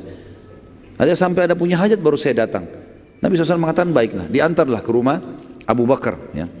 Pada saat itu teman-teman sekalian, waktu diantar pulang ke rumah, Aisyah mengatakan selama 2 minggu, 2 minggu atau 3 minggu dari kejadian, Aisyah mengatakan saya tidak tahu apa-apa nih, tidak tahu berita apa-apa. Di Madinah sudah hangat nih informasinya. Dan pada saat itu teman-teman sekalian, wahyu terputus dari langit, nggak ada informasi yang sampai, nggak ada yang turun informasi. Gimana ini sekarang? Siapa yang melakukan, siapa yang begini, dari mana, siapa yang salah. Nggak ada wahyu, biasanya wahyu langsung turun. Ada kasus langsung wahyu turun ingatkan gitu. Maka Nabi SAW pada saat itu juga Aisyah lagi tidak ada, lagi di rumah ayahnya. Beliau terus mengumpulkan informasi, nunggu wahyu dari langit, berdoa sama Allah, ikhtiar. Belum ada berita. Akhirnya Nabi SAW setelah sebulan dari kejadian itu, sebulan penuh nggak ada wahyu. Maka Nabi SAW naik di atas mimbar, lalu beliau berkata kepada para sahabatnya setelah tahmid dan salawat, kenapa ya ada yang menyakiti aku di keluargaku dengan berita bohong dan juga menuduh salah satu sahabatku, maksudnya Safwan. Nabi tidak sebut Aisyah, tidak sebut Safwan, ya kan? Nabi cuma mengatakan kenapa ada orang menyakitiku di keluargaku, maksudnya nuduh-nuduh sembarangan. Sementara aku tidak tahu dari keluargaku kecuali kebaikan, orang-orang salehah semua ini. Dan ada yang menyakitiku di salah satu sahabatku yang aku tidak tahu kecuali kebaikan darinya, dan dia tidak pernah masuk ke rumahku kecuali bersamaku. Berdirilah satu orang dari suku Aus. Saya sudah bilang Ansar di Madinah ada Aus dan Khazraj. Suku Aus berdiri mengatakan, wahai Rasulullah, kami tahu siapa yang anda maksudkan itu. Abdullah bin Abi Salul dari suku Khazraj. Kami tahu siapa yang anda maksud, yang memfitnah keluarga anda ini. Perintahkan ya Rasulullah, kami akan tebas lehernya. Sudah selesai. Ini orang penyebar fitnah, kita habisin saja. Kebetulan Abdullah bin Ubay bin Salul, pemimpin munafik dari suku Khazraj, suku yang satunya. Dan Aus dan Khazraj dulu sebelum Islam sering berperang. Sering berperang. Maka berdiri Sa'ad ibn Ubadah, kebetulan Sa'ad ibn Ubadah dari suku Khazraj. Lalu dia berdiri, dia mengatakan, dia tunjuk orang Aus tadi, sahabat dari Aus, ya. Demi Allah kau tidak katakan itu kecuali karena kau tahu dia dari suku kami. Kita sama-sama tahu siapa yang buat salah ini. Tapi kau ucapkan itu mau nebas lehernya karena kau tahu dari suku kami. Kalau dari sukumu kau pasti akan diam. Jadi sahabat mulai ribut nih. Berdiri lagi dari Aus, pemimpinnya namanya Usaid bin Khudair, sahabat Nabi yang mulia yang kalau baca Quran sampai malaikat datang mendengarkan bacaannya. Dia berdiri mengatakan, ya Rasulullah, dia mengatakan, demi Allah kau munafik. Ditunjuk Sa'ad bin Ubadah. Ini dua-dua sahabat yang mulia ini. Kau yang munafik, ya, karena kau membela dia. Membela maksudnya si Ubaidillah. Maka hampir terjadi peperangan bersitegang di masjid. Nabi SAW tidak melihat tidak ada solusinya ini. Maka beliau pun turun dari mimbar mengatakan sudah bubar, gak ada masalah, kita tidak bahas lagi, bubarlah. Akhirnya Nabi SAW mengambil sebuah keputusan mutlak. Beliau akhirnya mendatangi rumah Abu Bakar setelah sebulan kejadian ini. Nah sebelum Nabi SAW datang ke rumah, kurang lebih 3-4 hari sebelumnya, Aisyah mengatakan, saya pernah punya hajat mau keluar rumah. Zaman dulu orang tidak ada WC di rumah, tidak ada kamar mandi, mereka ke padang pasir. Waktu saya mau keluar hajat, ada WC umum untuk perempuan, ada buat laki-laki. Saya mau ke tempat umum, ternyata ibunya Muslih bin Abi Muslih, sepupunya Abu Bakar yang tadi kita ceritakan diputuskan nafkahnya itu lewat. Dan dia tahu kalau anaknya ini Muslim yang menyebarkan isu, yang menyebarkan berita yang tentang fitnahnya Aisyah. Maka ibunya Muslim gemetar lewat di sebelahnya Aisyah. Aisyah sambil santai jalan. Kemudian tiba-tiba pada saat dia keinjak kain bajunya ibunya Muslim, pas dia mau jatuh dia mengatakan, habislah hidupnya Muslim. Seperti itulah bahasanya. Kata Aisyah, kenapa anda mendoakan anak anda buruk? Kata ibunya Muslim, apa anda tidak tahu hai Aisyah apa yang Muslim sudah katakan tentang anda? Kata Aisyah, tidak, saya enggak tahu sama sekali, saya enggak ngerti apa-apa. Akhirnya ibunya Muslim ceritakan, telah tersebar berita waktu kau diunta sama Safwan, kau datang di pasukan katanya kau berzina dan panjang lebar diceritain. Kata Aisyah, pada saat itu hajat saya hilang, udah enggak ada keinginan lagi mau ke WC, mau kan enggak ada lagi, karena selama ini enggak tahu beritanya kan, enggak tahu. Dia bilang, saya pun pulang ke rumah, yang saya kerjakan cuma menangis. Selama berapa hari itu menangis terus, udah nggak bisa ngomong apa-apa. Terasa tulang-tulang saya lemah, saya terasa jadi fitnah besar gitu. Maka sampai datanglah Nabi SAW ke rumah Aisyah setelah mengumpulkan dari sahabat di masjid. Lalu setelah ketemu Abu Bakar, ketemu dengan mertua istri Abu Bakar, mertua beliau SAW, beliau datang kepada Aisyah sambil mengatakan kalimat santun, wahai Aisyah, kalau seandainya benar kau melakukannya, ya sampai kau betul-betul melakukan itu perbuatan yang haram itu, bertobatlah kepada Allah, karena Allah Maha Pengampun. Karena Nabi SAW tidak punya informasi. Tapi kalau kau tidak lakukan, maka pastikan kau akan diselamatkan oleh Allah dari langit. Aisyah bilang, tiba-tiba tuh saya dengar Rasulullah SAW bilang itu, kekuatan saya muncul, tiba-tiba saya duduk, mengatakan, ya Rasulullah, Anda pun terpengaruh dengan gosip itu. Berita itu juga membuat Anda terpengaruh. Nabi SAW diam, karena tidak ada wahyu. Nabi kan juga bukan menuduh, Nabi bilang, kalau kau salah, taubat. Kalau tidak, yakinlah Allah akan tolong. Bijaksana sekali. Maka Aisyah mengatakan, saya menghadap ke ayah saya lalu berkata, hai ayahku, jawab Rasulullah SAW. Jangan diam. Beritahukan. Kata Abu Bakar apa? Saya tidak tahu saya harus jawab apa anakku. Mau bilang apa saya nggak tahu. Kalau Rasulullah aja tidak tahu, apalagi saya. Aisyah, bayangkan kalau di posisi kita pada saat kita di situ bagaimana itu? Suaminya Rasulullah sendiri yang biasa dapat wahyu dari langit belum dapat wahyu. Orang satu Madinah sudah fitnahin dia. Abu Bakar pun tidak bisa bela. Tinggal ibunya. Wahai ibuku, jawab Rasulullah SAW. Kata ibunya, saya juga tidak tahu harus jawab apa. Saya tidak tahu harus jawab apa Rasulullah SAW. Kata Aisyah pada saat itu, betul-betul saya merasa tidak ada penolong saya lagi. Dan saya merasa seluruh tulang-tulang saya kemudian mulai melemah kembali. Lalu dia bilang,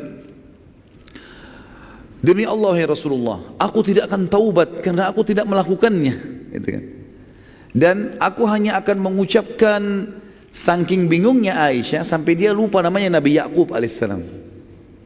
Kan Nabi Yakub alaihissalam waktu Yusuf hilang, dia mengatakan dalam ayat innama ashku bathi wa huzni ilallah, saya keluhkan kesedihan saya dan masalah saya kepada Allah. Ya Aisyah mengatakan saya akan mengikuti, dia lupa namanya Nabi Yakub. Berapa kali diulangi sampai dia mengatakan hamba Allah yang saleh, bahwasanya saya akan keluhkan permasalahan saya kepada Allah gitu. Lalu tiba-tiba pada saat itu teman-teman sekalian terjadi keajaiban yang luar biasa. Rasulullah SAW berdiri, pergi ke sudut rumah Abu Bakar lalu kemudian duduk, dan ini tanda-tanda beliau menerima wahyu. Setelah sebulan tidak ada wahyu sama sekali. Nabi SAW duduk, Abu Bakar tahu wahyu sedang datang, maka Abu Bakar mengambil selimut menutupi badan Nabi SAW sampai selesai. Maka Nabi SAW mengatakan, berdiri, terimalah berita gembira wahai Aisyah, Allah telah menurunkan pembebasanmu dari langit. Turun ayat menjelaskan kalau kau tidak zina, gitu kan? Maka Abu Bakar dengan gembira. Abu Bakar waktu itu bimbang kan, dia bingung. Waktu Nabi SAW masuk pertama di rumah, dia takut jangan sampai anaknya betul-betul. Waktu turun wahyu, Abu Bakar bilang saya takut jangan sampai ayat betul-betul membenarkan itu terjadi. Jadi bimbang sebagai seorang ayah, terjadi atau enggak nih. Maka waktu Nabi sampaikan kau bebas ya Aisyah, kata Abu Bakar, alhamdulillah wahai Aisyah, berterima kasih pada Nabi SAW. Kata Aisyah, saya tidak mau terima kasih pada Nabi. Saya akan terima kasih kepada Allah yang telah membebaskan saya gitu. Karena dia merasa Nabi tidak dukung dia gitu. Maka pada saat itu turunlah surah An-Nur, surah nomor 24 ayat 11 sampai ayat 14. A'udzu billahi minasyaitonir rajim.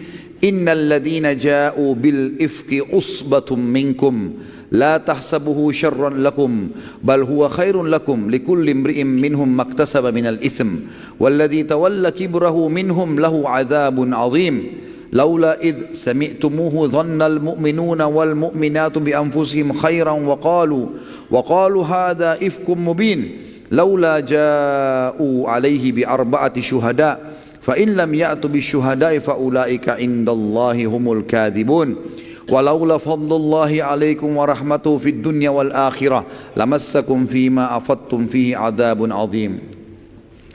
Sesungguhnya orang-orang yang membawa berita bohong itu adalah dari golongan kamu juga, dari muslimin. Janganlah kamu mengira bahwasanya berita bohong itu buruk buat kamu. Bahkan itu baik buat kamu. Tiap-tiap orang dari mereka akan mendapatkan balasan dari dosa yang dikerjakan. Dan siapa di antara mereka yang mengambil bagian paling besar dari penyiaran berita bohong itu, baginya adab yang besar. Maksudnya si pimpinan orang munafik. Ayat 12. Mengapa di waktu kalian mendengarkan berita bohong itu, orang-orang mukmin dan mukminah tidak menyangka baik terhadap diri mereka sendiri? Dan mengapa mereka tidak berkata, ini adalah suatu berita bohong yang nyata? Khusus ayat 12 ini teman-teman turun kepada seorang sahabat namanya Abu Ayyub al-Ansari radhiyallahu anhu bersama istrinya. Dan itu tersebar gosip fitnahnya, ya, zinanya Aisyah. Maka sempat istrinya Abu Ayyub bertanya, wahai Abu Ayyub, bagaimana pendapatmu tentang gosip itu, tentang berita itu? Kata Abu Ayyub, wahai istriku, kira-kira menurut kamu siapa yang lebih baik, kamu atau Aisyah? Dia mengatakan Aisyah. ketahuilah bahwasanya Safwan lebih baik daripada aku dan Aisyah lebih baik daripada kamu. Tidak mungkin. Lalu sebelumnya gini, Abu Ayyub bilang begini, wahai istriku, apa kau kira-kira bisa berzina enggak? Kira-kira dalam kondisi imanmu sekarang, kau bisa selingkuh enggak? Dia bilang tidak. Terus kata Abu Ayyub, kalau saya kira-kira bisa selingkuh enggak menurut kamu? Dia bilang tidak mungkin. Dengan keimananmu enggak mungkin. Lalu kata Abu Ayyub, Safwan lebih baik daripada saya dan Aisyah lebih baik daripada kamu. Berarti tidak mungkin mereka berzina. Seperti itulah. Maka ayat ini turun menjelaskan. Kata Allah SWT, mengapa di waktu mendengar berita bohong itu orang-orang mukmin dan mukminah tidak bersangka baik pada diri mereka sendiri dan kenapa mereka tidak berkata ini adalah suatu berita bohong yang nyata. Jadi kalau ada gosip tentang seorang tokoh muslim dan itu bohong, kita harus bantah. Nggak boleh diam, jangan ikut-ikutan gosipin, gitu kan. Ayat 13, mengapa mereka yang menuduh itu tidak mendatangkan 4 orang saksi? Yang mengatakan Aisyah zina sama Safwan, datangkan 4 orang saksi. Harus, syaratnya dalam Islam kalau orang menuduh orang zina harus 4 orang saksi, 4-4-nya menyaksikan tempat yang sama, baju yang sama, waktu yang sama. Kalau yang satu lihat pagi, yang satu lihat malam, nggak jadi. Yang bawa jadi saksi kalau cuma 3 orang atau 2 orang dicambuk mereka. Nggak bisa, harus 4 saksi. Oleh karena itu, mereka tidak mendatangkan, oleh karena mereka tidak datangkan saksi, maka mereka di sisi Allah adalah pendusta. Ayat 14, sekiranya tidak ada karunia Allah dan rahmatnya kepada kaum semua, kepada kamu semua di dunia dan di akhirat, niscaya kalian akan ditimpa azab yang besar karena pembicaraan tentang berita bohong itu. Izinkan saya teman-teman tutup dengan yang terakhir, karena kita akan usahakan, saya usahakan malam ini selesaikan suku-suku yang menyerang Madinah ini, dan kita akan masuk insya Allah pertemuan bulan depan di perang Khandak, ya, karena tinggal satu lagi, dan ini cuma pendek saja, perang Badar kecil, ya. Tentu tadi kisah Ifk sudah selesai, alhamdulillah sudah selesai, dan ini pembebasan Aisyah radhiyallahu anha dari langit ketujuh, ya, tentang bebasnya beliau dari zina. Dan ada beberapa orang sahabat, ya, yang sempat menyebarkan gosip dan dicambuk, termasuk Muslim bin Abi Muslih, sepupunya ya Abu Bakar. Kemudian juga ada Hamna binti Jahash, iparnya Nabi SAW, perempuan ini, saudaranya Zainab binti Jahash, ini juga dihukum, dicambuk karena menyebarin gosip, gitu kan. Sementara Abdullah bin Abi Salul selamat dari cambukan karena dia tidak sebutkan zina. Dia kan mengatakan, mana ada laki-laki dan perempuan lalu tidak terjadi, begitu saja. Nah, ini punya keterampilan dia dalam menipu. Ternyata orang-orang yang bumbuin, yang sebarin, oh zina, sampai ke zina. Dan ingat teman-teman, menitipkan kata-kata pada orang pasti bertambah. Dalam pepatah bahasa Arab dikatakan, kalau kau titipkan emas pada orang pastikan tidak bertambah, tapi kalau kau titip kata-kata pasti bertambah. Kalau emas ini 10 gram ya, 10 gram begitu terus. Nggak mungkin dia mau sedekah tambah. Kalau dia kurangin mungkin. Tapi kalau kata-kata itu ditambah semua, bumbunya banyak. Jadi kalau antum lagi nyampaikan sesuatu jangan bilang, jangan sampaikan orang ya. Pasti disampaikan nanti. Kurang lebih seperti itulah. Yang jelas yang terakhir teman-teman sekalian adalah perang Badar kecil atau perang Badar akhir di bakasan lain. Abu Sufyan sempat menantang Nabi SAW untuk bertemu di Badar di bulan Sya'ban tahun 7 Hijriah. Di bulan tadi kan tahun 5 terakhir ya. Tahun 7 Hijriah. Sebagian ulama mengatakan ini terjadi tahun 5 Hijriah. Bulan Sya'ban tahun 5 Hijriah, gitu kan. Karena memang tadi masih tahun 5 kurang lebih kejadian, yang benar tahun 5, maaf, jangan usah tulis tahun 7 ya, tahun 5 Hijriah. Ini juga akan saya edit tulisan ini karena memang ini terjadi sebelum Khandak, sementara Khandak terjadi tahun 5 Hijriah. Abu Sufyan sempat menantang Nabi SAW untuk bertemu lagi di Badar pada bulan Sya'ban tahun 5 Hijriah. Dan Nabi SAW mengiyakan tantangan itu.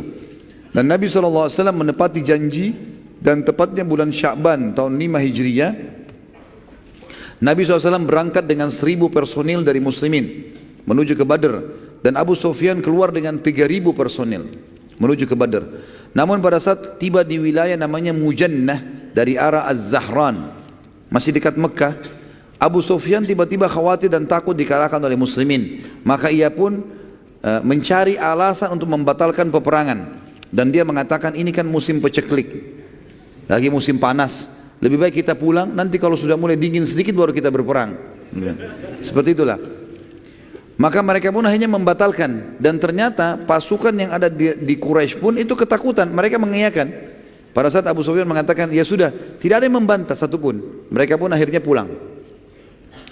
Sementara Nabi SAW sudah tiba di Badr, tiba di lokasi Badr dengan 1000 pasukan yang menunggu. Maka Abu Sufyan dengar itu. Sekarang tersebar lagi berita kalau Abu Sufyan nggak datang, sementara muslimin menunggu. Dia mengirim Naim bin Mas'ud datang ke Madinah. Dia nggak datang ke pasukan muslim di Badr, datang ke Madinah supaya nanti dari Madinah tersebar berita kalau orang-orang Mekah akan datang dengan pasukan besar, kuat dan seterusnya. Lalu berita ini disebarkan oleh mata-mata Nabi SAW, disampaikan ke pasukan muslimin yang ada di Badr. Maka pada saat itu pun ya, Nabi SAW mengatakan kami tidak terpengaruh, dan Nabi SAW sempat menunggu pada saat itu beberapa hari di sana. Perlu diketahui sini teman-teman sekalian, pada saat itu muslimin sempat ya, mengadakan perdamaian dengan beberapa suku Arab di sekitar situ ya. Di sekitar, termasuk ada satu orang namanya Makhshi bin Amr ad-Dumri. Ini suku Dumrah. Ini kalau kita review kembali sedikit, sekitar setengah menit saja, kejadian Badr. Waktu Abu Sufyan mau lewat ya, setiap kali kafilahnya lewat, bukan Abu Sufyan, setiap kafilah Quraisy mau lewat dan ditahan oleh Nabi awal hijrah, tahun-tahun pertama hijrah sebelum perang Badr, selalu suku ini ikut campur, mengatakan, hai Muhammad, tidak boleh perang di wilayahku, tidak boleh perang di wilayahku. Ini orangnya nih, namanya dia Makhshi bin Amr ad-Dumari, dari suku Dumrah ya. Waktu dia lihat Nabi SAW ada di situ, ada di Badr, dan orang-orang Quraisy tidak datang, maka dia mau menunjukkan kalau dia adalah orang yang kuat gitu kan. Maka dia mengatakan, hai Muhammad, kenapa kau harus datang ke wilayahku, dan kenapa harus ada peperangan gitu. Kata Nabi SAW, ini adalah hak kami. Tantangan Quraisy datang, maka kami menjawabnya gitu kan. Maka dia mengatakan, kalau begitu kau akan berhadapan denganku. Kata Nabi SAW, baiklah, kalau kau ucapkan kalimat itu, kami pasti ya, akan mencabut kesepakatan damai denganmu. Maka Nabi SAW suruh para sahabat bertakbir di pasukan. Mendengar itu, maka ternyata tiba-tiba jadi cuit nih si Makhshi. Ciut dia, nggak mau. Dia mengatakan, tidak hai Muhammad, saya tidak akan batalkan kesepakatan kita dan saya tetap saja dalam perdamaian gitu kan. Maka setelah itu Nabi SAW pun kembali ke Madinah tanpa ada peperangan Badr, tanpa Badr kecil, maksudnya Badr kedua, dan juga tanpa ada peperangan dengan suku Dumrah. Allahu a'lam. Ini akhir bahasan kita tentang upaya-upaya suku-suku Arab yang akan menyerang Madinah dan bagaimana Nabi SAW membatalkan semua itu. Dan juga kita akan masuk insya Allah pertemuan akan datang perang Khandaq, ya, perang yang mulia di mana Nabi SAW diserang oleh orang-orang Jazirah Arab juga kembali menyerang, ya, dan itu akan terhenti setelah nanti pembebasan kota Mekah. Semoga saja majelis kita diberkahi oleh Sang Pencipta Allah dan dijadikan sebagai tambahan amal kita pada hari kiamat. Dan semoga saja seluruh amal yang pernah kita kerjakan dan akan kita kerjakan sampai menjelang ajal datang nanti semuanya diterima dengan kemahamurahannya. Dan semoga semua dosa yang pernah kita kerjakan sekecil sampai sebesar apapun semuanya dimaafkan dengan kemahamurahannya. Dan semoga Indonesia menjadi negara yang damai, tentram, seluruh muslimin bersatu di bawah ukhuwah Islamiyah, dan juga mereka kembali dalam ibadah kepada Al-Quran dan Sunnah. Dan semoga kita dikaruniai semuanya pemimpin muslim yang adil, kembali kepada Al-Quran dan Sunnah dalam ibadah dan dalam muamalah mereka. Dan semoga Indonesia menjadi contoh bagi negara-negara yang lain. Dan kita tidak pernah lupa mendoakan saudara kita di Palestina, di Syria, di Yaman, di Irak, di Myanmar, di Ahsa, di manapun mereka sedang tertindas. Semoga Allah ikhlaskan niat mereka, terima para syuhada mereka, mudahkan Islam di tangan mereka dan tangan kita semua, dan semoga Allah partisipasikan kita bersama mereka di pahala, baik dengan doa, dengan harta, juga dengan jiwa kita. Dan semoga Allah dengan kemahamurahannya menyatukan kita semua di surga firdausnya tanpa hisab, sebagaimana yang selalu kita di majlis ilmu yang mulia ini. Kalau ada benar dari Allah, kalau saudara saya mohon dimaafkan. Subhanakallahumma wa bihamdika asyhadu an la ilaha illa anta astaghfiruka wa atubu ilaik. Wassalamualaikum warahmatullahi wabarakatuh.